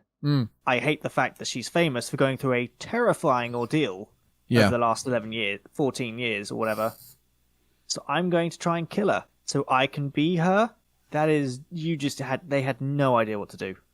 Yeah. I think someone somewhere was like, oh look, they've rebooted Friday the 13th and A Nightmare on Elm Street. Let's get Scream out. They're doing Halloween. Let's try and get it out again. And they were kind of like, do this. It was kind of that era, because Friday the 13th came out in 2009, and I think The Nightmare on Elm Street reboot 2010. Halloween was doing something at that point in time. Rob Zombie. I can't remember the year for Rob Zombie's remake.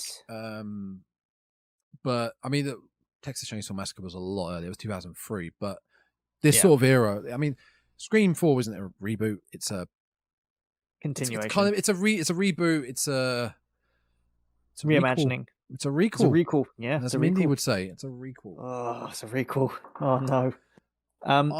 I didn't like Emma Roberts' performance. That to me was the weakest, and she was as Sydney's cousin, as the killer. Sydney. She was, what was it? Jill? Yeah, Jill. Yeah, Jill Roberts. didn't feel believable. Yeah. Again, apart from the legacy characters, just none of the characters. Well, actually, no. Kirby. I take it back. Kirby. Yes, Was good. Kirby. Yeah, The rest played of them, by yeah, like Hayden Panettiere. yeah. The I rest can of never them pronounce are her just last kind name. of. Yeah, I'm looking at it as Panettiere. Panettiere. Panettiere. Panarizon. Yeah. Yeah, she's got one of those names that's hard to pronounce, like what's her name? It's like Saoirse Ronan. It's, however, I don't know how to. I've heard so many people say her first name so many different times, and I'm like, okay, it's one of them. It's one of them. She's like the female Randy / Mickey, the horror nerd. Kirby. Yeah, who she always really has something is. interesting to say relating to the horror world. Yeah, she was. I liked her character. Yeah. Because when you first meet her, you're kind of like, oh, she's one of the popular kids. Yes. You know, she's got that appeal. But then over the course of the film, you're like, no, she's actually just a proper nerd. Oh, she's a nerd. Yeah, she's a cool nerd. Yeah. You don't see a lot of. No, you don't. She was this really great in the middle character. You're like, oh, you're like, so obviously, like, nerds be like, oh, I could never date her. She's one of the popular kids. But then later on, you're like, oh no, she's actually a nerd, so you probably got a shot. Which was really cool. The character played by Macaulay Culkin's brother, I can never remember his first name. Actually gets a shot with her, and ends up being one of the killers along with Jill. I mean, that guy's not even in the top cast, so there you go. Wow, that says it all, doesn't it? So what have you got on Scream 4? What have you got? My first note was it's quite dull. Yes, it is quite dull. It's quite a slog to watch, that film. It is. It really is. And the first thing that kind of bugged me about this film was the opening scene bugged me. Okay. Because it does the classic thing. It's like, was it two girls? Two girls at home alone. Yeah. They get the phone call. It's Ghostface, and you're like, oh, okay, here it comes. Here we go. And then they're talking about the rules, and I think one of them gets stabbed. See, this is how dull it is. I've only literally watched this yesterday. No, 2 days ago, and I already cannot remember what happens in this film. It goes from meta to it goes way too twice, meta. I believe. So it begins with the two girls watching the film, which then one of them ends gets up stabbed. being the film that two girls are watching. Yep. That then ends up being the film that people are watching. Yeah, it's just so many layers of. We're going back to Scream 3 of a film within a film within a film within a film. Like, yeah. Too much. But at least they only do it for the intro.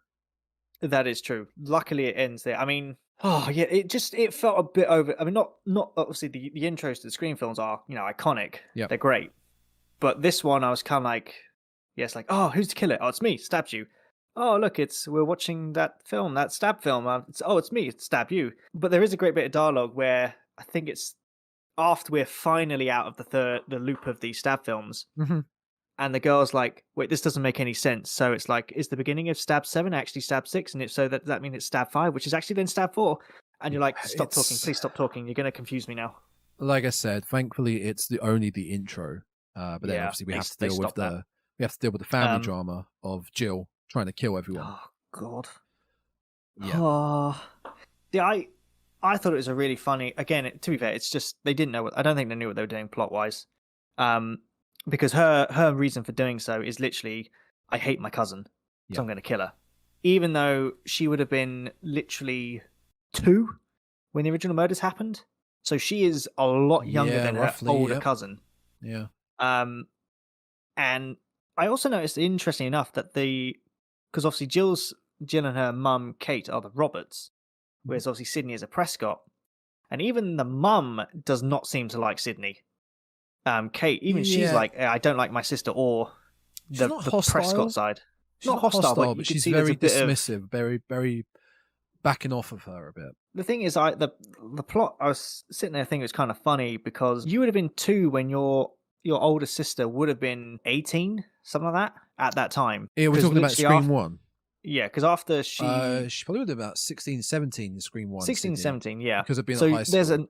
There's an massive age gap there. Yeah. So by the time Jill would have grown up to be old enough to know what was going on, you'd be like, Sydney would have been in her 30s by that time and would have long left. And so it was, even then, you're like, you do know your surname's not Prescott, right? So you could be like, oh, I'm not related to her. There you go. Problem solved. I'll give it. You It wasn't really as bad didn't as like Scream this 3, film, but you it was really just didn't so. like this film. It was just so boring. It Um, was long. It was It very was a long long out. ass film. I mean, one thing we could talk about, for one thing, instead of just talking about how boring and dull the film was, the way the film was shot, something I really noticed. Yeah. Obviously, comparative to Scream 1, 2, 3, shot within 4 or 5 years of each other. Yeah. Depending on whenever they started production. 10 years later, this one, Scream 4, comes out. Technology has advanced with cameras and filming and whatnot. But this film felt, the way I'm watching it, felt like there was some sort of shine to it, some filter Yeah. over the film itself. It felt like lens flares were aggressively used. It just, Oh yeah. it felt fake. It felt overly modified, the film. Hard to describe. At times, I felt because obviously we watched it on Netflix. Hmm. There were times when I was watching it, going, "This looks like I've downloaded this from a pirate copy." Yeah. It was the filter, like you said. You're like, it doesn't look like it looks like someone's got a phone up and have recorded it and has nudged it every now and then, and it's gone slightly out of focus. There's just something not right about it. Yeah, it didn't work. I mean, again, like character-wise, if we look at the characters, I think only Kirby sticks out to me.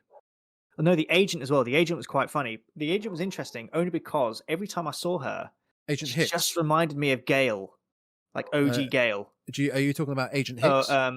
No, sorry, Sydney's book agent. Played by Alison Brie. Alison Brie, yes, she's I didn't great. notice I that. like her. Yeah. Only when I was watching the rest of it today, I was like, she looks really familiar. I was like, oh my god, that's Alison Brie. It's like, She's in it for the money. She's in it for the business deal. yeah, To sell. She wants more information just so she can make money, just like Gale. Yeah, just like Gale. Gale in this is Gale. Gale is bored in this film. She's bored because she's moved to Woodsboro. She's married Dewey at this point. Yep. She hates it. She absolutely hates Woodsboro because Woodsboro has been boring for the last 11 years. Nothing's happened. She craves the attention. Crave not the attention. The rush. the drama, the rush. Yeah, she craves it. And there's a great little back and forth between Deputy Judy Hicks, Deputy Judy Hicks. There's like a weird, complicated love triangle. Well, not triangle, probably like a square. Yeah. Between Dewey, Sydney at one point, Gale and Hicks. So obviously Deputy Hicks really fancies Dewey. Yeah. Dewey and Gale seem to be having a bit of a rocky time in their relationship. Yeah. And there's a moment between Dewey and Sydney that you're kind of like, oh, is there something there? But there was a big difference with the way Hicks was portrayed in this compared to 5, I felt. Yeah, there was actually. Because she was portrayed as a potential killer in this for quite a lot. Yeah. And she was kind of like you said, with the love triangle /square, kind of sleazy, trying to get with Dewey, you know? Yeah. Whereas in 5, she's portrayed as the humble mother, the strong lieutenant or detective, whatever she's classed as a policewoman now. Yeah. It's very different. Well, she's the sheriff at that point, isn't sheriff. she? Sorry, she's actually the sheriff. Yeah, she's portrayed very different, but I guess that's because of going through motherhood. all this trauma. Maybe she's more down to earth in the 5th one. Maybe this one, she could be the killer. You don't know. I must admit, I did laugh. It's the bit where I think Sydney. It's when Jill's boyfriend has done the Billy Loomis thing and has crept through the window, and Sydney's opened the door. And it's like, okay, it's like that really awkward moment. It's just like, are you gonna leave or what? Been here before. Yeah, I'll leave. And Deputy Hicks is just standing in the shadows. Mm-hmm. She comes out. She's like, "Did I scare you?" It's like, if you're standing in the shadows of my house, yes. Yeah, you pretty much did. And she just stands in the shadows, going, "Yes, it's terrible, isn't it?" And just slowly walks down the stairs in the shadows. And I'm like, could you make that any more ominous?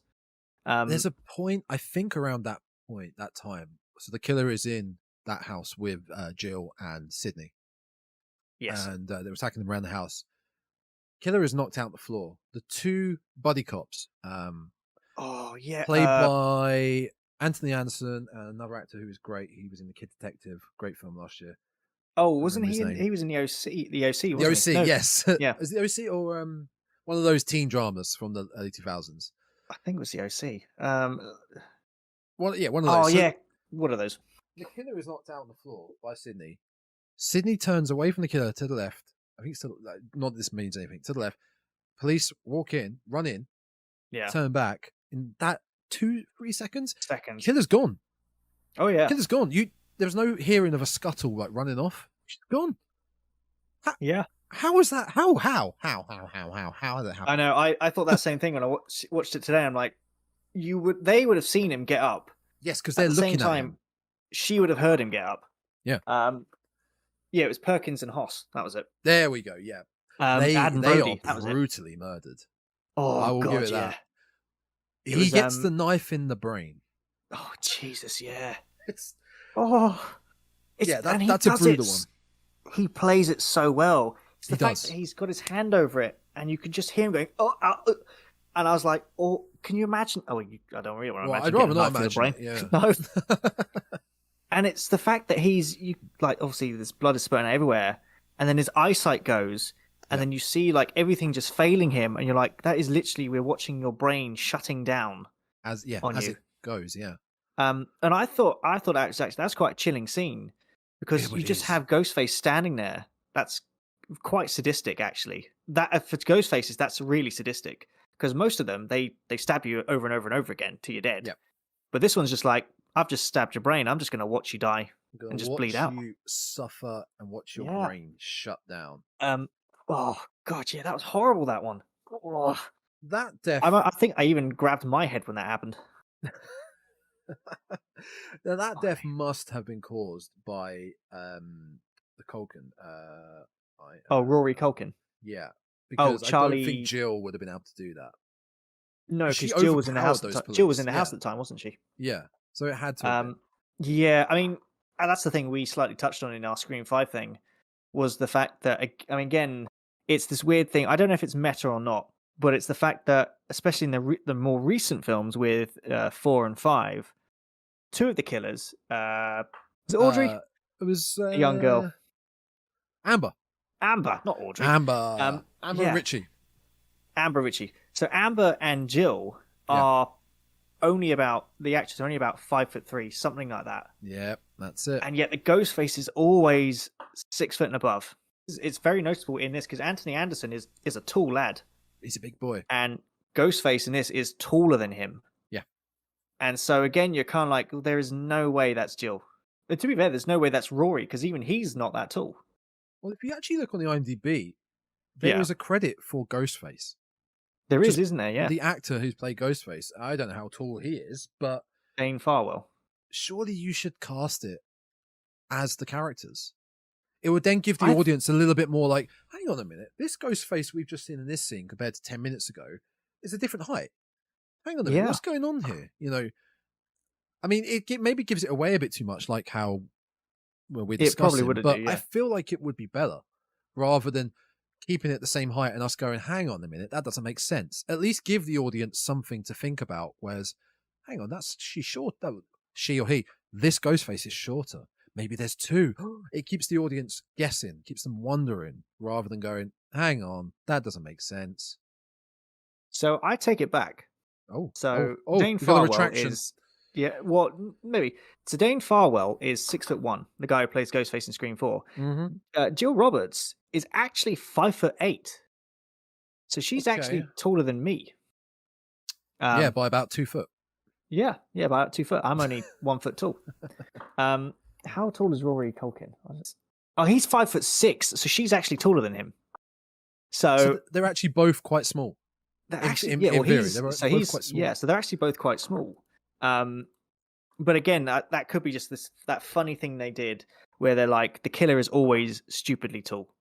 Stu was, and Mickey.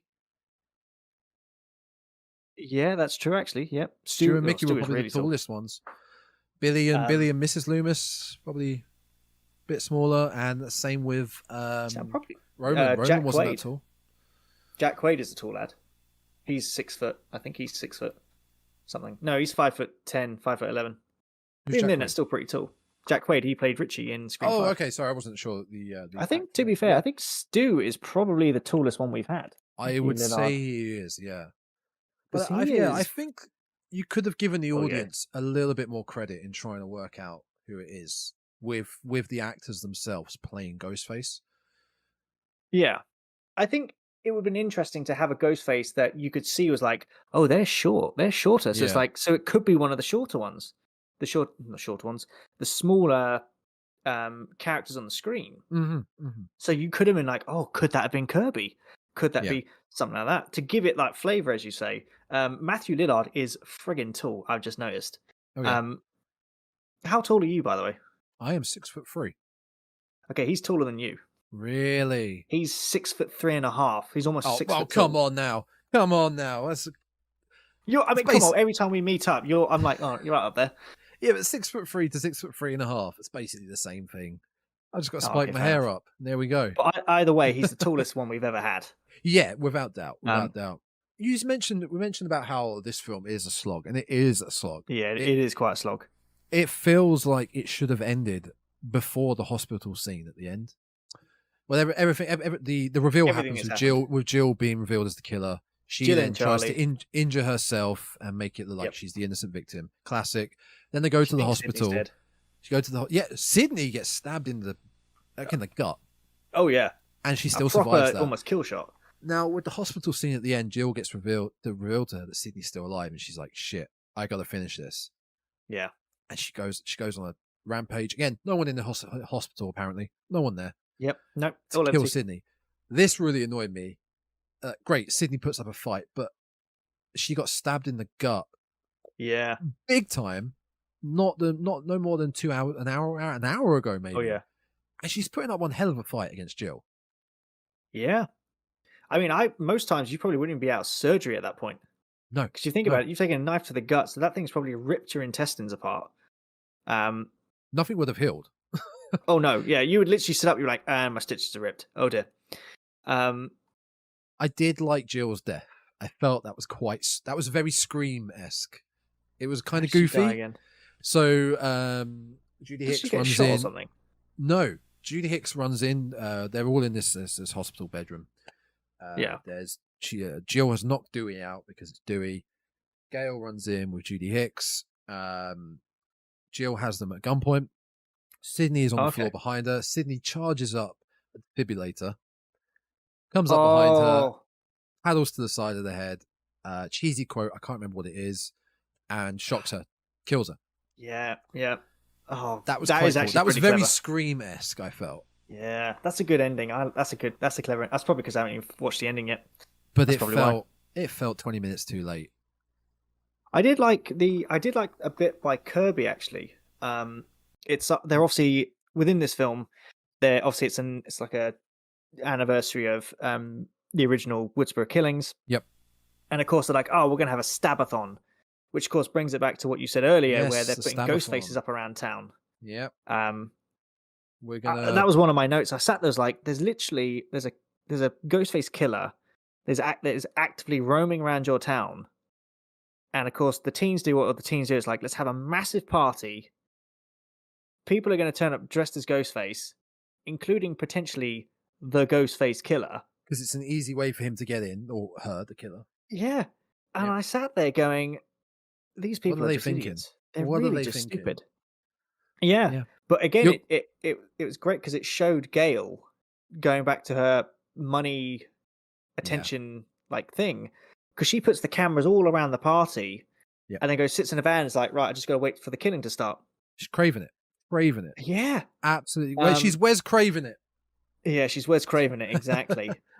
Oh, dear. They're glorifying it. They just love to glorify in this universe. They love to glorify a serial killer that has occurred on many occasions. Even when it's apparent that that serial killer is around, they still like, Ghostface. If I was in that town, I would have moved out years ago. But the second they're like, oh yeah, it's happening again, I would literally be like, right, I'm in the car, I'm off.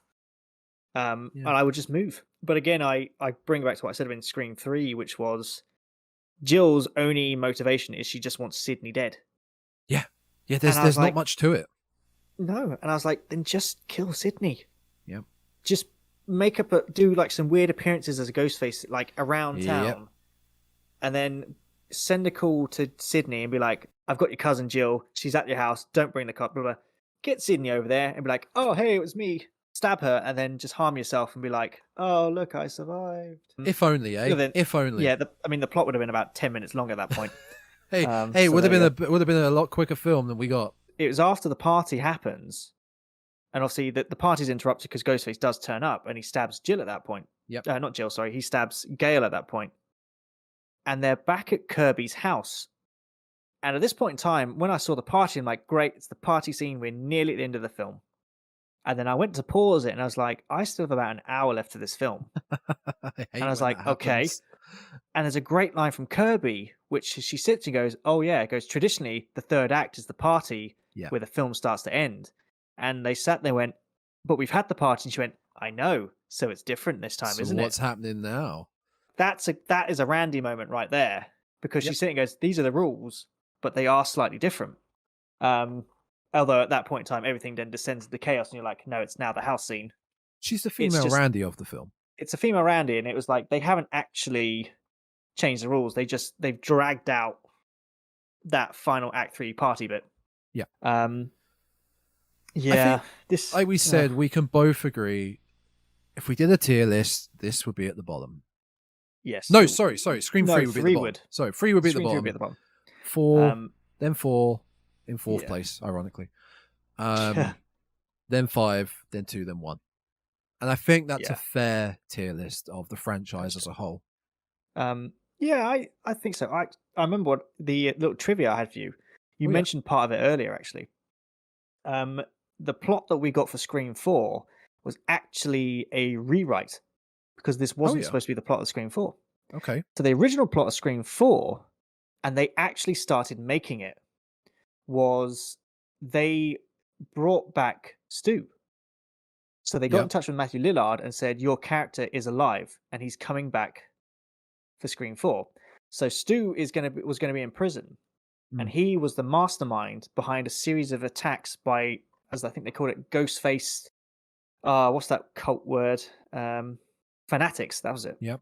Ghostface fanatics who were going around Woodsboro High School and terrorizing the high school, which then brought back Dewey, Gale, and Sydney to try and stop it. And he was the mastermind behind all of it. But they scrapped it because literally as soon as they started making this film, there was Notable high school killings, tragedy that literally happened at the same time, and they went, okay, scrap that, don't make that film. And they had to rewrite the entire thing again. But because the fact that they started it with Matthew Lillard again, people were like, so Stu is alive then, isn't he? He's alive somewhere in the world, which I think, hopefully, means they'll bring him back for Scream 6. I think we can both agree on that sentiment that I think Stu would be a great return to the so good. Stu's character would be a great return to the franchise. And I think we can both agree as well that we could end on Scream 5, fine. But if they did a Scream 6, which they are going to do because they greenlit it, I could end on the Scream 6. I could end with that. If it's done, if it's written well like Scream 5, if it's done well like Scream 5, we can end on that. 2 trilogies linking together. We don't need to keep going from that. No. Although we could, because then we got more to talk about in future podcasts. Yeah, let's do. We can go with the podcasts. We could go with the Scream podcast episodes. Yeah. I mean, over as a whole, looking at the franchise, it was unique to itself because it helped bring back the slasher franchises without a doubt, and then it fell victim to the curse of slasher franchises where it got boring and tired, and then and to be fair, it has actually broken the remake because the current trend of this reboot remake thing that's going on. And to be fair, we've seen the Halloween one and we thought it was terrible. And I of all the remakes, the Friday Nightmare, Halloween, Texas Chainsaw Massacre, which comes out next week. I don't want to talk about that. Yeah, I know you don't, but we have to. It's probably the only one alongside the Chucky TV series that's actually been good, rather than us watching it going, "Oh, what on earth happened?" And that's a small number of franchises that have done it right. Do you know what else this film is responsible for? Which film? Scream 4? Scream, yeah. Wait, Scream? Are you talking Scream 4 or the franchise? Oh, so the initial film. Okay, It was quite famous for. What? It was famous because after the film came, well, during the filming, they didn't actually have Roger L. Jackson on set, so he literally just called the actresses and the actors and just talked to them as Ghostface, to the point where it spooked the crew enough, and the police got involved because they didn't actually know if there was a killer, so the police kept turning up and interviewing everyone. And after the film came out, they saw a massive rise in caller ID technology because people got so paranoid. They said, "I need caller ID." Poor Rog Jackson. Poor I guy know. and his voice. Will forever He's be probably known. He's He's sitting ringing up, somewhere. I want to order a pizza. Yeah. That's it. What's your favorite pizza topping? What's your favorite pizza? Oh, I think that's a pretty fair rundown of the franchise. We could have gone into the plots, which we probably will Yeah. do in the future episodes, but I think we can put the Scream franchise to bed for a while. yeah, I don't think there's no need to cover it. I mean, We may we have weren't going to go one. into too much depth here. Well, next episode, I think we'll get into it. We'll be looking at the Ghostface himself Yes. and the kills. Yes, the killers But themselves. I think we're pretty much done with diving into the franchise as a whole. Yeah. I think it's time to move on. To move on to Someone slightly bigger than Ghostface. bigger and somewhat better in one film. The rest were trash, but we'll get to that. We'll get to that in the throughout the week, advertising it and stuff. But Yeah, he was famous in well, actually, he's probably in one of the most influential horror films if you think about it, my favorite. especially of the modern slasher films. Yep. Yeah. But until then, I think that's pretty good. I think Yeah. we've had a good franchise rundown. Yeah. So where think can we they find survived. us? Where can they find us? You can find me on Tainted Souls. Just type that in. You'll find a nice little picture of a ghost, and that's me. On all the social medias? Pretty much, yeah. I Is believe that- you yeah, are on Souls social medias. Tainted on Twitter. Well, yeah, true. But if you type in Tainted Souls, it brings up. It does indeed. Myself, does, yeah. you can find myself. We are. I forgot to mention, we are again just small Twitch streamers. Yep. We just started the horror podcast. I hope you're enjoying it. But you can find myself on Twitch at Gaming Grindhouse, on YouTube That's at right. Gaming Grindhouse, and on Twitter at Tom Grindhouse. But this podcast you're listening to, if you're listening to it on Spotify or wherever, you can find it on other services such as Podbean, Apple Podcasts, Google Podcasts, and Amazon Music, all by searching the Dreadcast. Ooh. And you can also find these video versions of the podcast on our significant individual YouTube channels. Again, Gaming Grindhouse and Tainted Souls. Tainted Souls. So there's lots of places you can find this podcast if you want to listen to it in elsewhere. But I think for now, Wow. it's time to go do some more research. Do our homework for the next podcast. Oh, it's going to be fun.